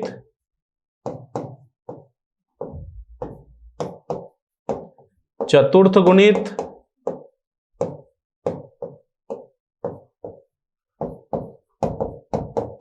षट गुणित ये होता है। क्रोमोसोम नंबर आप जानते हो 14, 28 एंड 42। इसके अंदर अगर देखा जाए तो बेसिक क्रोमोसोम नंबर x = 7 होता है, x = 7। तो आप देख रहे हो कि हेक्साप्लॉइड है तो क्या हो जाएगा 6 × 7 = 42, टेट्राप्लॉइड है तो क्या हो जाएगा 7 × 4 = 20, और यहाँ हो जाएगा डिप्लॉइड तो 7 × 2 = 14। तो इसका आंसर हो जाएगा व्हीट। व्हीट या गेहूं जो है इसके अंदर आपको हेक्साप्लॉइडी नजर आती है। ठीक है, नेक्स्ट हम लोग बात करते हैं अब एक पैराग्राफ हमारे पास आ गया, इसको हम लोग पढ़ लेते हैं। Based on the following passage answer the following questions. Nitrogen के बारे में कुछ बोल रहा है। Plant absorb nitrogen from the soil solution as nitrate and ammonium. Nitrate और अमोनियम के फॉर्म में ये लेता है। अमोनियम के फॉर्म में कौन ले रहा है? तो राइस लेता है। बाकी मोस्ट ऑफ द क्रॉप्स किस फॉर्म में लेती है? तो नाइट्रेट के फॉर्म में लेती है। These ions are released in the soil upon decomposition and mineralization of soil organic matter, and applied manure by the microorganism are directly from the applied nitrogenous fertilizer. Legume plants fix nitrogen with the help of symbiotic microorganism. Example अगर हम लोग देखें, rhizobium, actinomyces alni, non symbiotic micro organism भी होते हैं जैसे azotobacter species and clostridium species. Fix nitrogen from NH4 and NO3 ions present in soil. The content of N in healthy plants range between 1 to 5% depending upon the species or variety. फिर हम लोग functions देखते हैं। Nitrogens play an important role in plant metabolism, being an essential constituents of several metabolic active compounds. As a constituent of chlorophyll, it harnesses solar energy and fixes atmospheric carbon dioxide as carbohydrates, as amino acids RNA and DNA. It transfers genetic information and regulates cellular metabolism of amino acids and protein that form structural unit of biological catalyst, enzyme and coenzyme etc. of phosphorylated compounds involved in energy transformation. It is a major structural constituent of cell and even of cell wall. 5% nitrogen. Thus it increases growth and development of all living tissues and improves the protein content of fruit grain and quality of fodder and vegetables etc.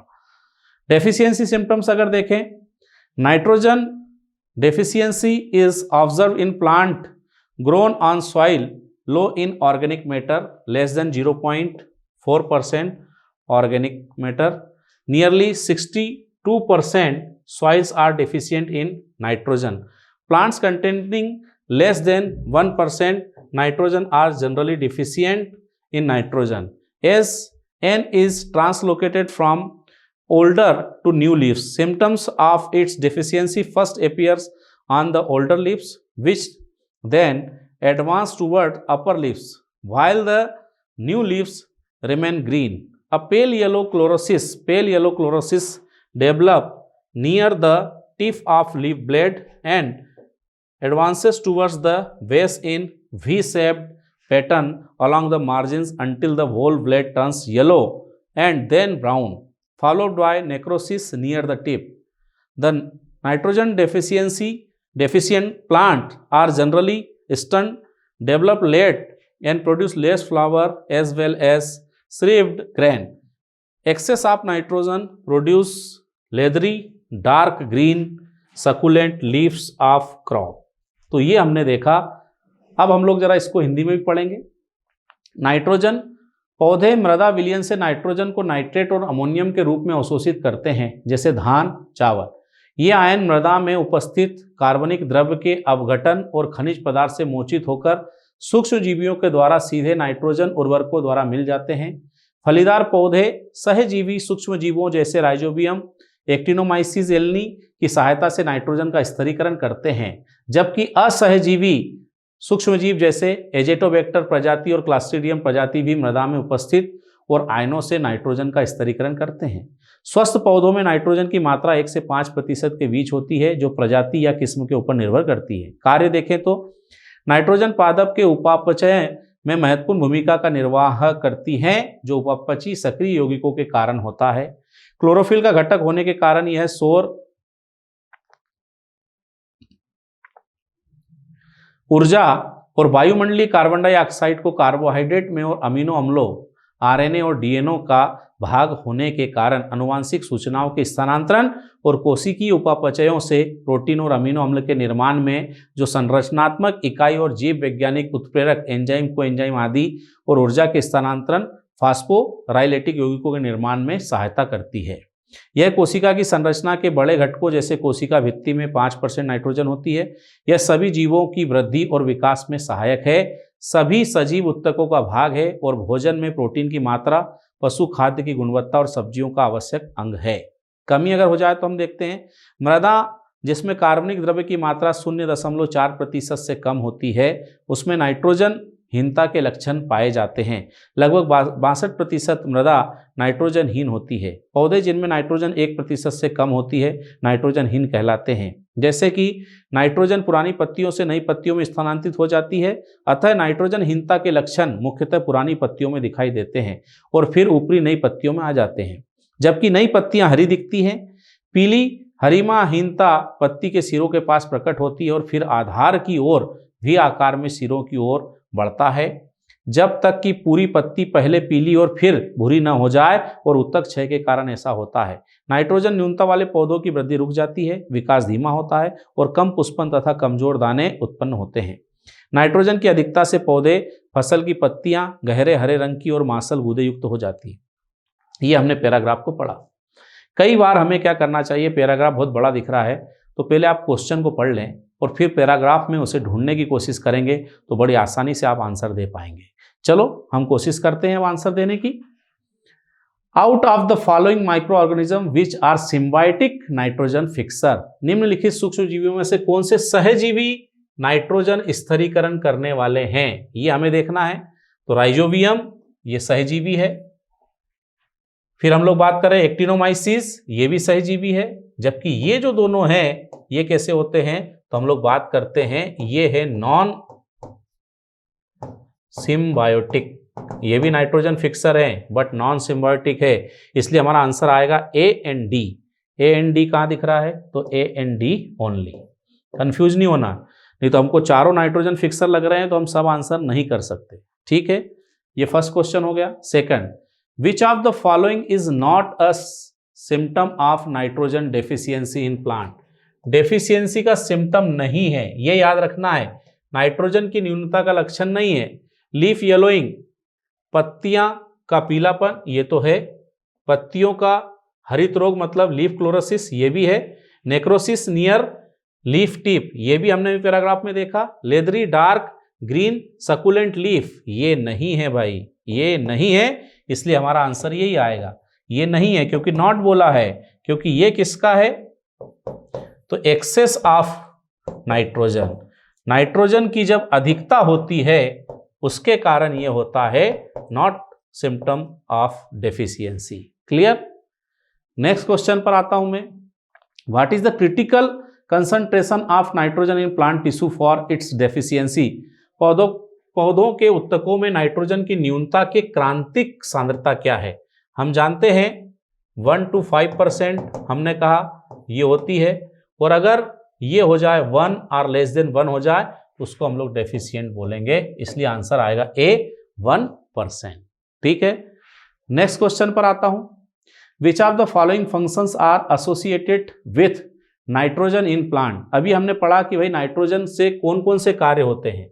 अनुवांशिक सूचनाओं का स्थानांतरण, transfer of genetic information, बिल्कुल correct है। Photosynthesis में help करता है, ये भी करेक्ट है। प्रोटीन सिंथेसिस एंड मेटाबॉलिज्म, इसमें भी भाई हेल्प करता है। बायोलॉजिकल कैटलिस्ट, ये भी है। कैटलाइसिस, बायोलॉजिकल कैटलाइसिस, ये भी आएगा। सेल वॉल फॉर्मेशन, ये भी है। तो आप देखोगे कि सारे ही यहाँ करेक्ट है, इसलिए हमको देखना है A B C D and E only, इसलिए आएगा यहाँ पर आंसर बी। तो ये हमारा आंसर हो गया। फिर लास्ट में हम लोग आते हैं क्वेश्चन पे। Which of the following forms of nitrogen can be absorbed by plant roots. भाई कौन कौन से रूप को पौधे की जड़ों के द्वारा अवशोषित किया जाता है। साइनाइड को नहीं करती है भाई, नाइट्रेट को करती हैं। अमीनो एसिड्स की बात नहीं हो रही है। नाइट्रस ऑक्साइड ये भी नहीं आएगा, अमोनियम आ जाएगा, इसलिए आंसर होगा बी एंड ई। तो बी एंड ई कहाँ दिख रहा है आपको, ये बी ऑप्शन में आपको दिख रहा है बी एंड ई। नाइट्रेट और अमोनियम के फॉर्म में ये इसको क्या करती है, एब्जॉर्ब करती हैं।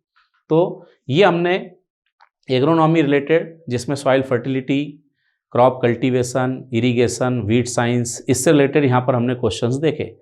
अब एनिमल हस्बेंड्री के क्वेश्चंस का सॉल्यूशन लेकर विजय जाट सर आपके सामने उपस्थित हैं। Thank you. नमस्कार दोस्तों, मैं लेकर आया हूं आज BHU 2022 8 अगस्त का सेकंड शिफ्ट का पेपर। ठीक है, तो इसमें देखते हैं हम। सबसे पहला क्वेश्चन है, yellow fever ketosis disease is caused due to.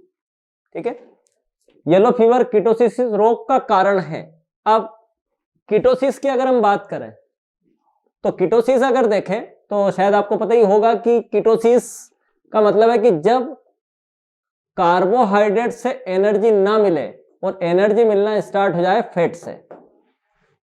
ठीक, मतलब ये अब नाराज हो गया है, ये एनर्जी नहीं देना चाहता है, तो फिर हमने हेल्प किसके लिए, इस इमरजेंसी सोर्स का। ठीक है, और ये इमरजेंसी सोर्स हमको एनर्जी प्रोवाइड करेगा। ये जो कंडीशन है, इस कंडीशन को बोलते हैं कीटोसिस। ठीक है, और कीटोसिस अगर देखें तो ये एक मेटाबॉलिक डिसीज है, उपापचय वाली डिसीज है, तो इसका आंसर आएगा ए। ठीक, फिर है next question, the livestock feed can be classified in 2 groups, that is roughage and concentrate. ठीक, शायद आपने लास्ट वीडियो अगर देखा होगा तो उसके अंदर इसके ऊपर हमारी डिस्कस हो गई है। ठीक है, the concentrate content more than % total digestive nutrient TDN, तो 60% इसका आंसर है। मोर देन 60% जिसके अंदर टोटल डाइजेस्टिव न्यूट्रिएंट है उसको हम रखेंगे कंसंट्रेट्स के अंदर। ठीक है, जिसके अंदर लेस देन 60% है वो है रफेज, तो सही आंसर आ जाएगा इसका मोर देन 60%। नेक्स्ट है the process of preserving green forage, preserving green forage. ठीक है, crop in a mature stage at 15 to 20% moisture. इसका मतलब मोस्ट ऑफ द मॉइस्चर को हमने बाहर कर दिया, निकाल दिया है, यूं बोलो कि उसको सुखा लिया। ठीक है, for use as animal feed is known as. ठीक है, परिपक्व अवस्था में 15 से 20% नमी वाले हरी पत्तीदार फसलों को पशुओं के चारे के लिए प्रयोग करने की विधि को कहते हैं। यानी बोले उस चारे को क्या कहते हैं, तो सूखा चारा है। ठीक है, अब सूखा चारा कौन है देख लेते हैं। तो सूखा चारा देखें तो साइलेज है नहीं, ठीक है सूखा चारा है। पॉलिशिंग अलग चीज हो गई, ठीक है, स्टिपिंग भी अलग चीज हो गई। तो सूखा चारा देखें तो कौन है, और इसके अंदर मॉइस्चर % 12 to 15%, तो जो रेंज उसने बताई है 50 to 20 उसमें ये बैठ रहा है। ठीक है, तो आंसर आ जाएगा है। और है अगर देखें तो हम ग्रीन फॉरेज को प्रिजर्व कर रहे हैं। ग्रीन फॉरेज को 2 तरह से प्रिजर्व करते हैं, एक साइलेज के फॉर्म में और एक है के फॉर्म में। ठीक है, साइलेज ग्रीन कंडीशन है और है ड्राई कंडीशन है। द मॉइस्चर कंटेंट ऑफ चीज determines whether it is hard चीज, सेमी हार्ड और सॉफ्ट। ठीक, विच ऑफ द फॉलोइंग चीज type have a moisture of 20 to 42% और 20 to 42% है हार्ड चीज। हार्ड चीज में अगर देखें तो 20 to 42% मॉइस्चर होता है। इससे ज्यादा मॉइस्चर हुआ सेमी हार्ड और ज्यादा हुआ तो सॉफ्ट। ठीक, अब हार्ड चीज कौन है, तो हार्ड चीज है चेड्डार, और इसके अंदर अगर आप देखेंगे तो मॉइस्चर % 36.8% होता है। 36.8 वो इस रेंज में आ रहा है।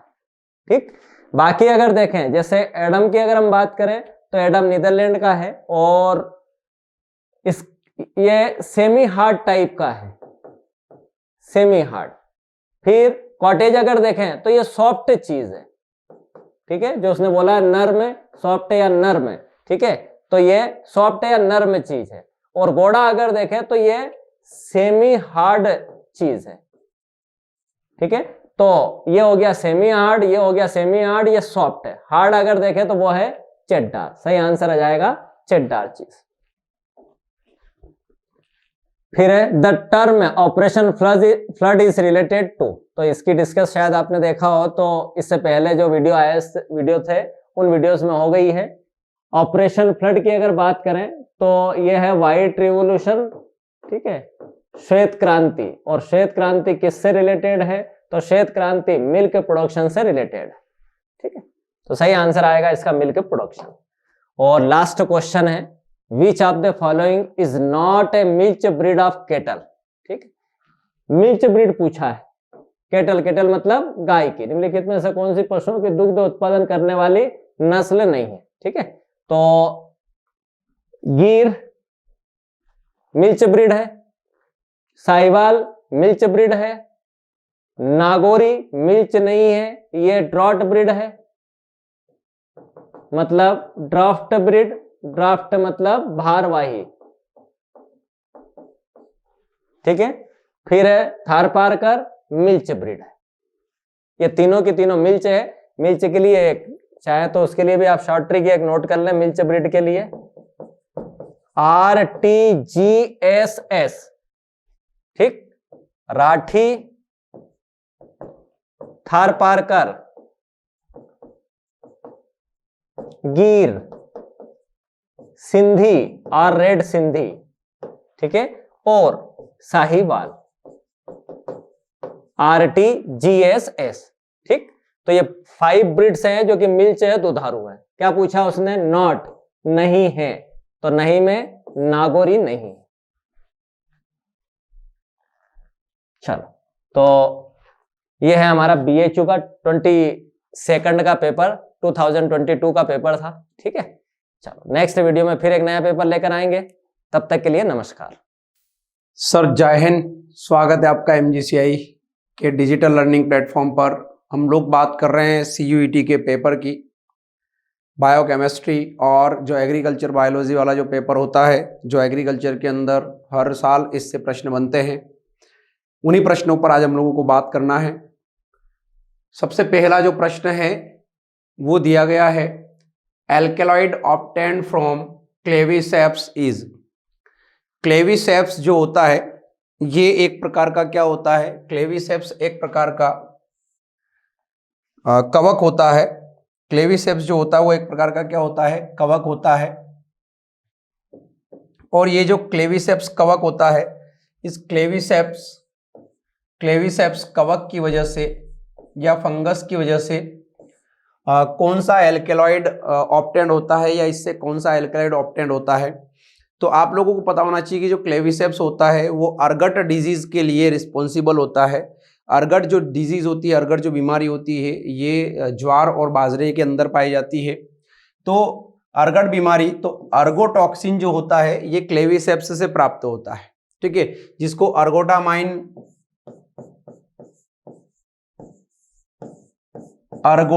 भी कहते हैं। अर्गोटामाइन भी प्राप्त होता है क्लेविसेप्स से। पेनिसिलिन जो होता है ये किससे प्राप्त होता है? पेनिसिलिन जो प्राप्त होता है पेनिसिलियम नोटेटम से, पेनिसिलियम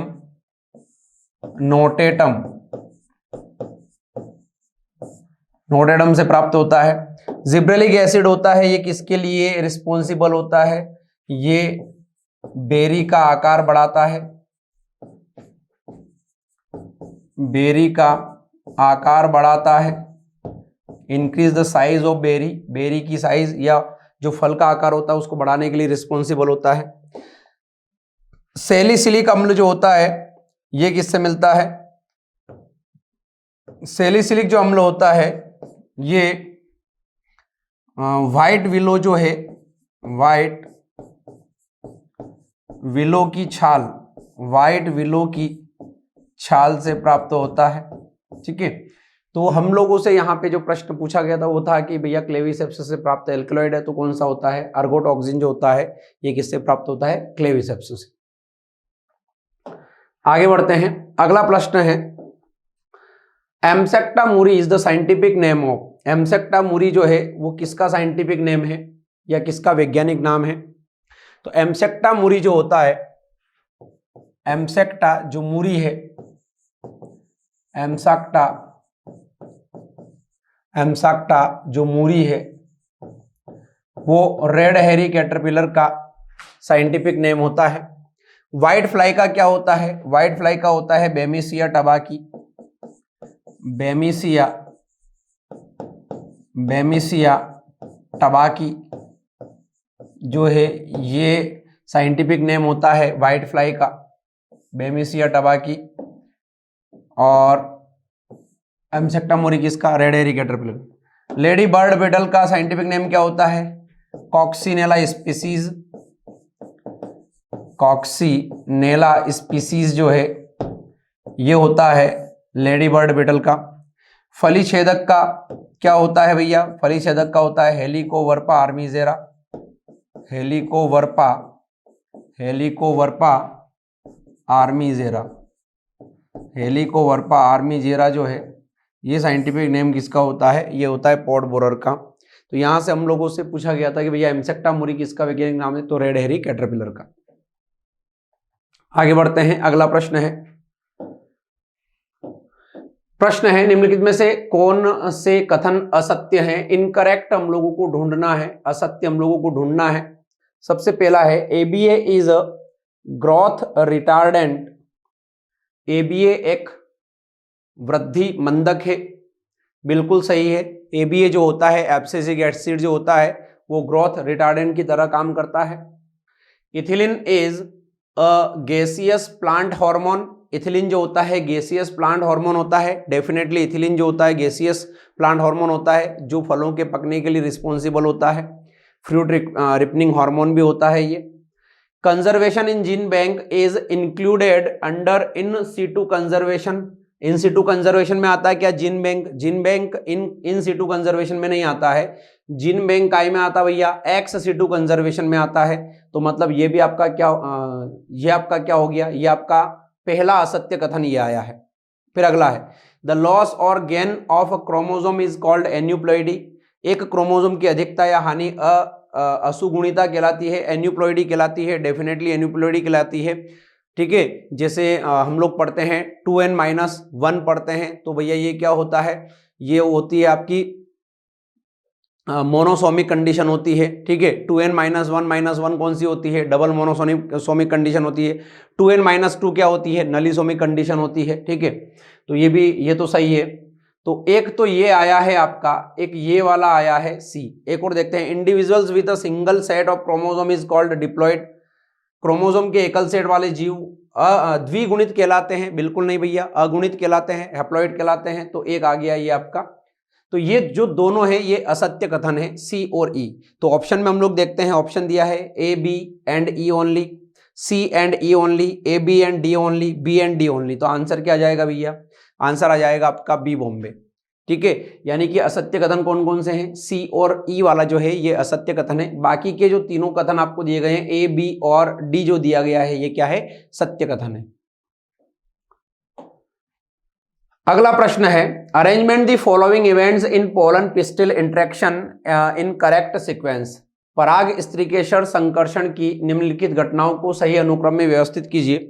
हो क्या रहा है ये देख लेते हैं। मान लीजिए कि कोई प्लांट है, कोई पौधा है,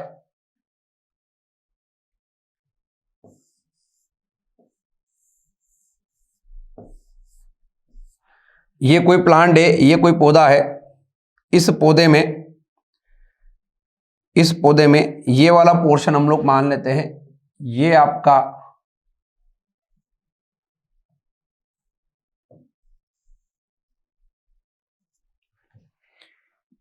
और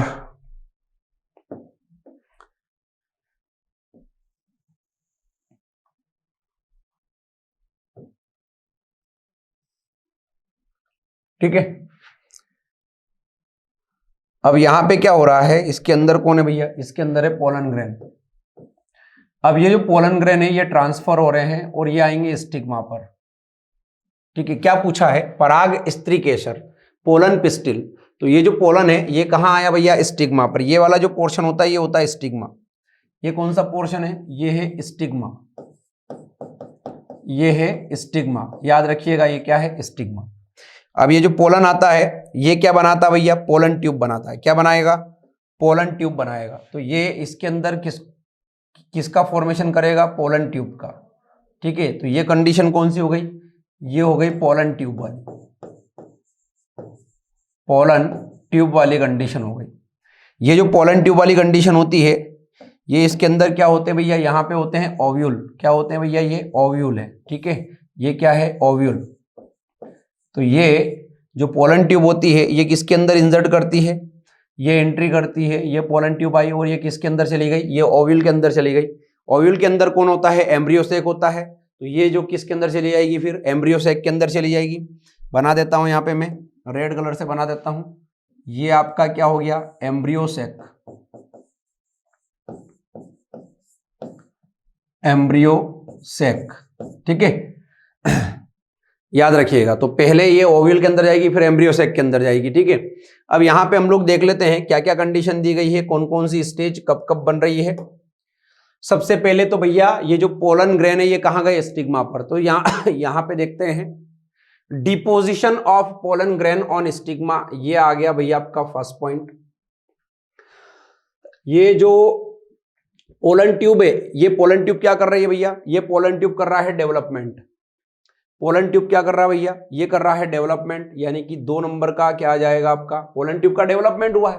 पोलन ट्यूब का डेवलपमेंट यानी कि उसका विकास हुआ है, ठीक है। 2 नंबर आ गया आपका ई। उसके बाद पोलन ट्यूब की एंट्री कहाँ हो रही भैया, पोलन ट्यूब की एंट्री हो रही है ओव्यूल के अंदर, तो ये हो गया आपका 3 नंबर। फिर पोलन ओव्यूल के बाद में किसके अंदर, एम्ब्रियो सेक के अंदर एंट्री हो रही है, तो ये आपका हो गया 4था नंबर का पॉइंट, एम्ब्रियो सेक वाला। फिर लास्ट में बचा हुआ है तो ये 5वां पॉइंट हो जाएगा। तो यहाँ पे देखिए आप, नीचे दिए गए विकल्पों में से सही उत्तर का चयन कीजिए। पहले नंबर पे आएगा सी, तो यहाँ पे देखो ना तो इसके अंदर सी है ना इसके अंदर सी है, पहले नंबर पे ये दोनों हट गए। बी और सी के अंदर सी पहले दिया है। फिर सी के बाद में कौन आ रहा है, ई। देखो किसके अंदर सी के बाद में ई आ रहा है, दोनों के बाद, दोनों में सी के बाद में ई आ रहा है, बिल्कुल सही है।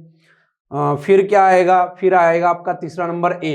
तो क्या इसमें ए है, नहीं है, तो ये भी आपका आंसर नहीं होगा। आपका आंसर क्या बन जाएगा भैया, सी चेन्नई। यानी कि पहली अवस्था रहेगी ये सी वाली, deposition of pollen grain on stigma. फिर रहेगी ई वाली, डेवलपमेंट ऑफ पोलन ट्यूब। फिर रहेगी ए वाली, entry of pollen tube into the ovule. फिर रहेगी डी वाली, entry of pollen tube into embryo sac. फिर रहेगी बी वाली, release of male gamete into the embryo sac. ये कंडीशन बनती है। इस तरह से आपका आंसर क्या जाएगा, सी चेन्नई। आगे बढ़ते हैं, अगला प्रश्न है, which of the following are related to mitochondria of a cell. इनमें से कौन माइटोकॉन्ड्रिया से रिलेटेड होता है, माइटोकॉन्ड्रिया से कौन रिलेटेड है। सबसे पहला प्रश्न, it is a double membrane organelle. It is a double membrane organelle, ये भी सही है, डबल मेम्ब्रेन ऑर्गेनल होता है माइटोकॉन्ड्रिया, पावर हाउस बोलते हैं इसको। It has cristae in its outer membrane, गलत है। माइटोकॉन्ड्रिया के अंदर जो क्रिस्टी होता है वो इनर मेम्ब्रेन पर होता है। कहाँ होता है भैया, इनर मेम्ब्रेन पे होता है, ठीक है।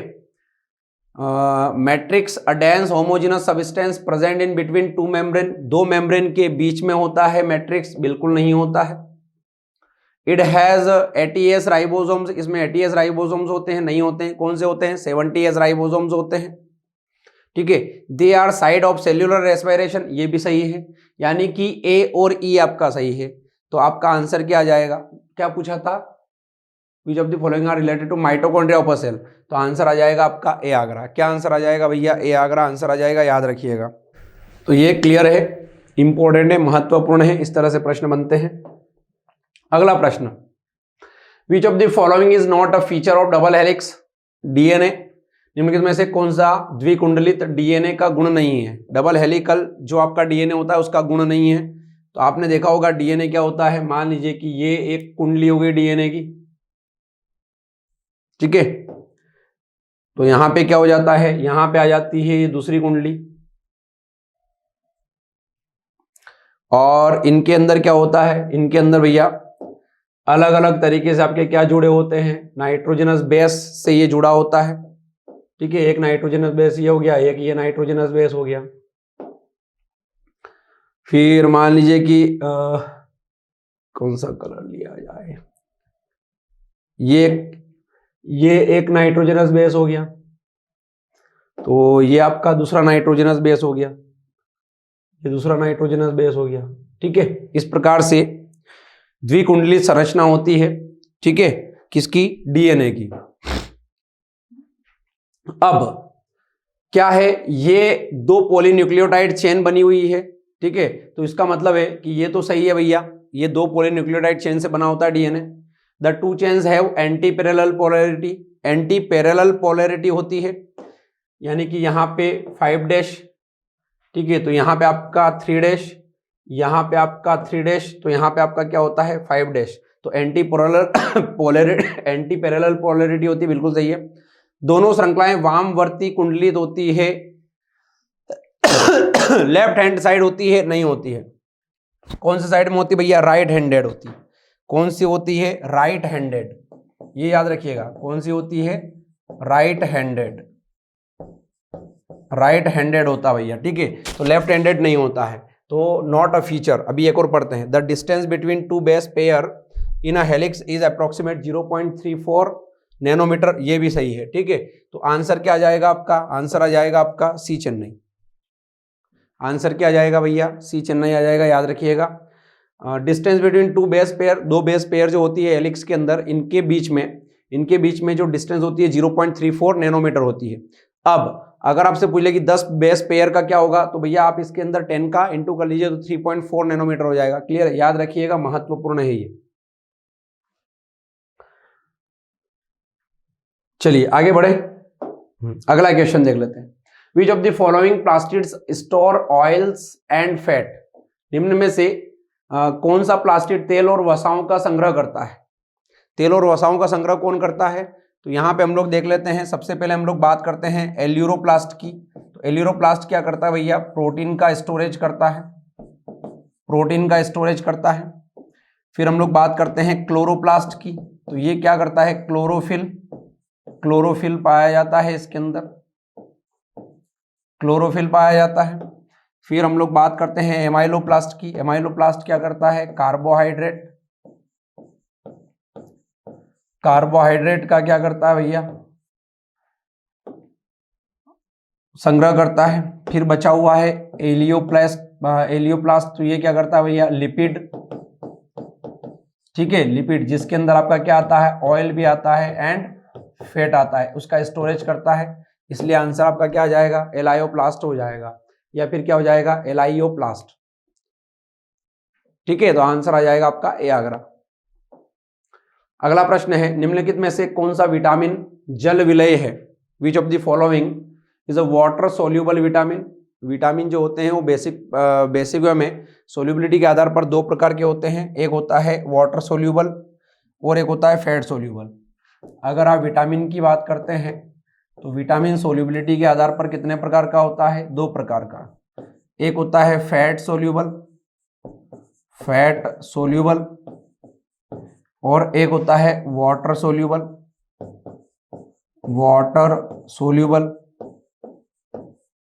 ठीक है। फैट सोल्यूबल विटामिन कौन कौन से होते हैं? तो फैट सोल्यूबल आपको एक ट्रिक पता होना चाहिए, फडेक, ADEK,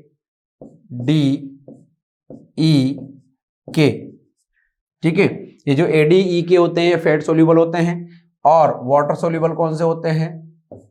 विटामिन बी और विटामिन सी। तो हमसे यहाँ यही प्रश्न पूछा गया है कि जल विलय कौन सा है, तो विटामिन बी जो रहेगा आपका क्या हो जाएगा? जल विलय विटामिन हो जाएगा, ठीक है। अगला क्वेश्चन है, निम्नलिखित में से कौन कौन मोनोसैकेराइड्स हैं? मोनोसैकेराइड्स का मतलब होता है, मोनोसैकेराइड्स का मतलब क्या होता है? सिंगल यूनिट ऑफ शुगर या सिंगल यूनिट ऑफ शुगर। ऐसे कार्बोहाइड्रेट जिनमें शर्करा की एकल इकाई होती है, इनको हम लोग मोनोसैकेराइड कहते हैं। तो मोनोसैकेराइड कौन कौन से होते हैं भैया? तो मोनोसैकेराइड में आएगा आपका ग्लूकोज, एक ग्लूकोज हो गया, एक आपका गैलेक्टोज हो जाएगा और एक आपका क्या हो जाएगा? फ्रक्टोज हो जाएगा। जबकि सुक्रोज क्या होता है? डाइसैकेराइड। सुक्रोज क्या होता है? डाइसैकेराइड। याद रखिएगा, ये क्या होता है? सुक्रोज क्या है?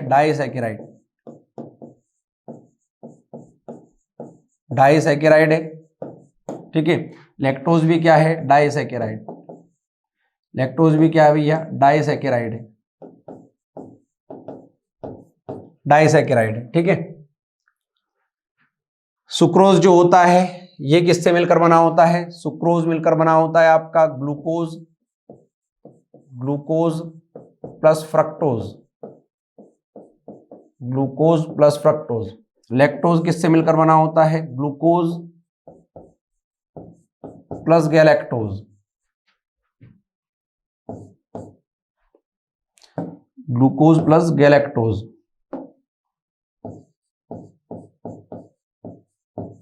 ग्लूकोज प्लस गैलेक्टोज, ठीक है, ये लैक्टोज। तो आपका आंसर आ जाएगा ए, बी और ई। ए, बी और ई कहां पे है? ये आपका सी चेन्नई में दिया है, आंसर आ जाएगा आपका सी चेन्नई। अगला प्रश्न है, father of plant pathology in world. Bharat में पादप रोग विज्ञान के जनक हैं, ये याद रखिएगा। ईजे बटलर जो है वो भारत में पादप रोग विज्ञान के जनक हैं। साथ में ही किसके जनक है भैया? साथ में ही ये जनक है माइकोलॉजी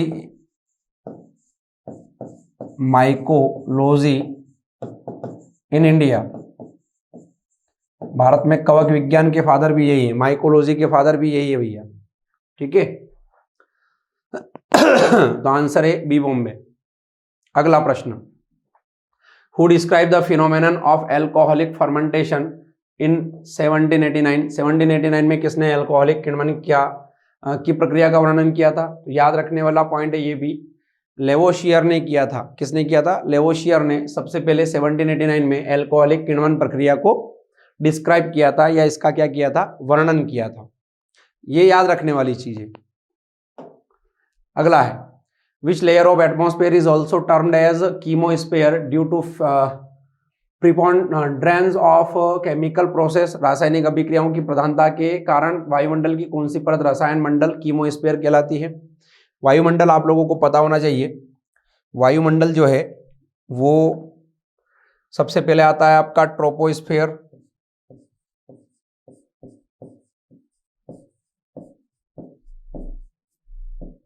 ठीक है, 8 से लेकर 20 किलोमीटर का एरिया होता है इसका।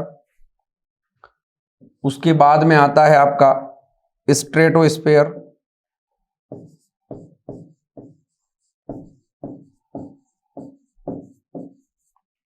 स्ट्रेटोस्फीयर ये कितना होता है भैया? ये होता है 20 से लेकर 50 किलोमीटर तक, ठीक है। उसके बाद आपका क्या आता है? मीजोस्फीयर। इसके बाद आता है आपका मीजोस्फीयर,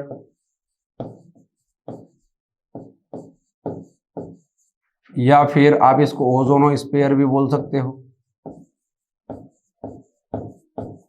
ये आता है 30 से 60 किलोमीटर, और इसी को हम लोग क्या बोलते हैं भैया? कीमोस्फीयर भी बोलते हैं। क्या बोलते हैं? कीमोस्फीयर। उसके बाद आपका क्या आता है?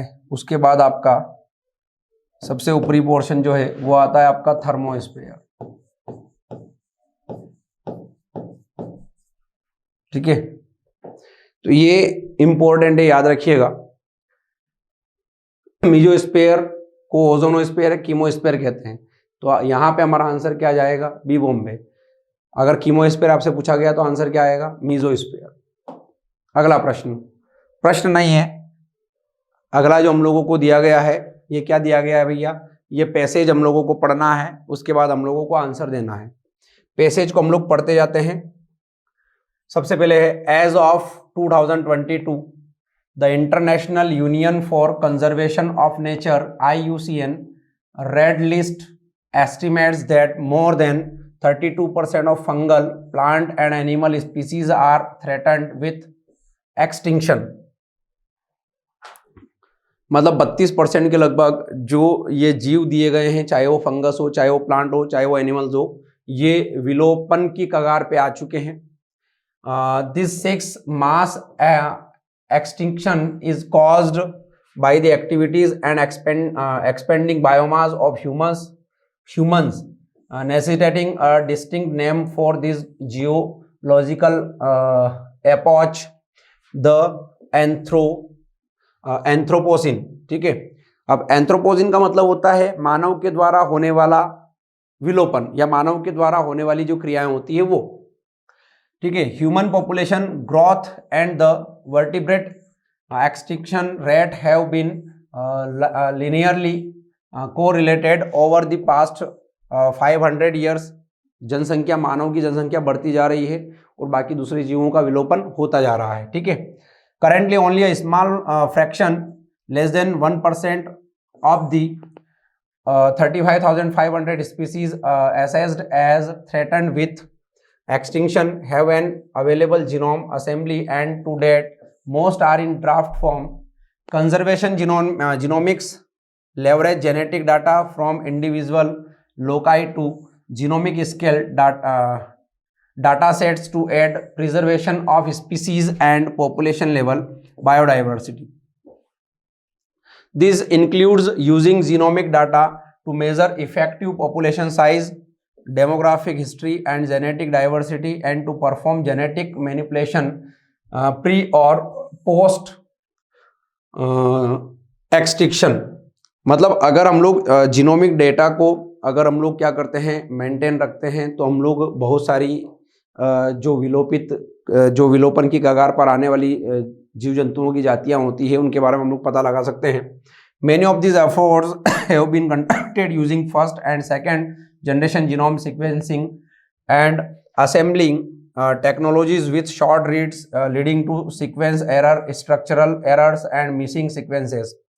जो भैया आपकी फर्स्ट और सेकेंड जनरेशन का जो जीनोम है उसके जीनोम सीक्वेंसिंग, उसके अंदर क्या आता है, उसके अंदर आता है एक तो भैया सीक्वेंस की एरर्स जो है उसके अंदर आती है, स्ट्रक्चरल एरर्स उसके अंदर आती है, मिसिंग सीक्वेंसेस जो होती है उसके अंदर आती है। Now third generation genome technologies with improvement in longer read length, nucleotide accuracy, chromosomal maps and assembly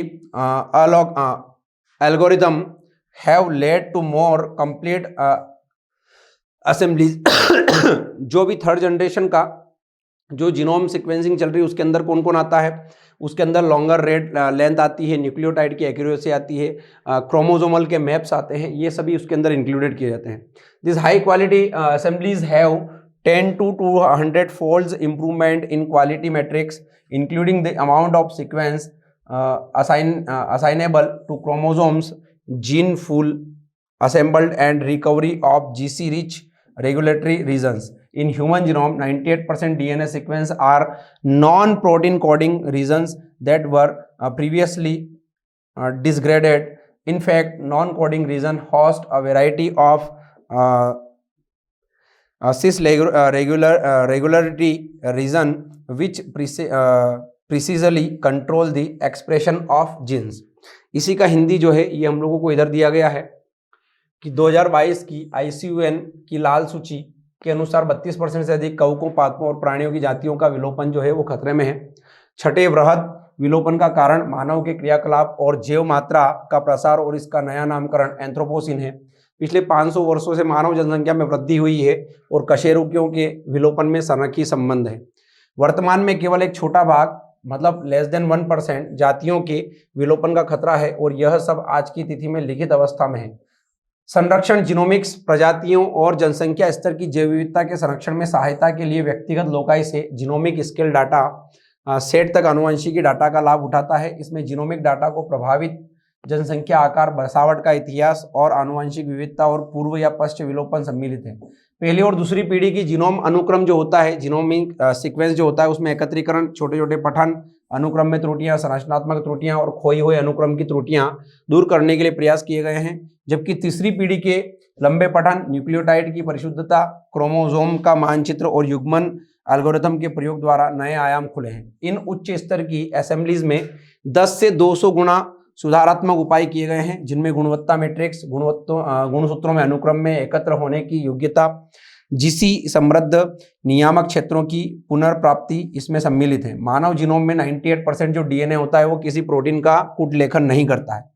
मतलब हमारी बॉडी के अंदर जो 100% डीएनए, उसमें से 90% डीएनए ऐसा होता है जो क्या करता है, जो किसी भी प्रकार के प्रोटीन का कूटलेखन नहीं करता है, जिसे पहले अनदेखा कर दिया गया था। वास्तव में कूटलेखित न होने वाले क्षेत्र, सिस नियामक क्षेत्र, जीन की अभिव्यक्ति को क्या करते हैं, नियंत्रित करते हैं। अब ये पैसेज हम लोगों ने पढ़ लिया। इस पैसेज के आधार पर बनेंगे प्रश्न। सबसे पहला प्रश्न है, नीचे दिए गए परिचित के आधार पर प्रश्नों के उत्तर दे। Anthropocene refers to the extinction caused anthropocene का संदर्भ के कारण विलोपन से है। किसके कारण विलोपन से भैया? मानव के द्वारा होने वाले विलोपन से। पढ़ लिया है हम लोगों ने।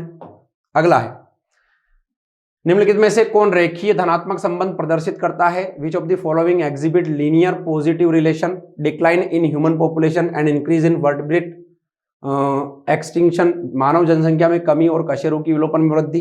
ये तो गलत है। Increase in human population and increase in vertebrate extinction, मानव जनसंख्या में वृद्धि और कशेरुकी की विलोपन में जो वृद्धि होती है वो रेखीय धनात्मक संबंध प्रदर्शित करती है।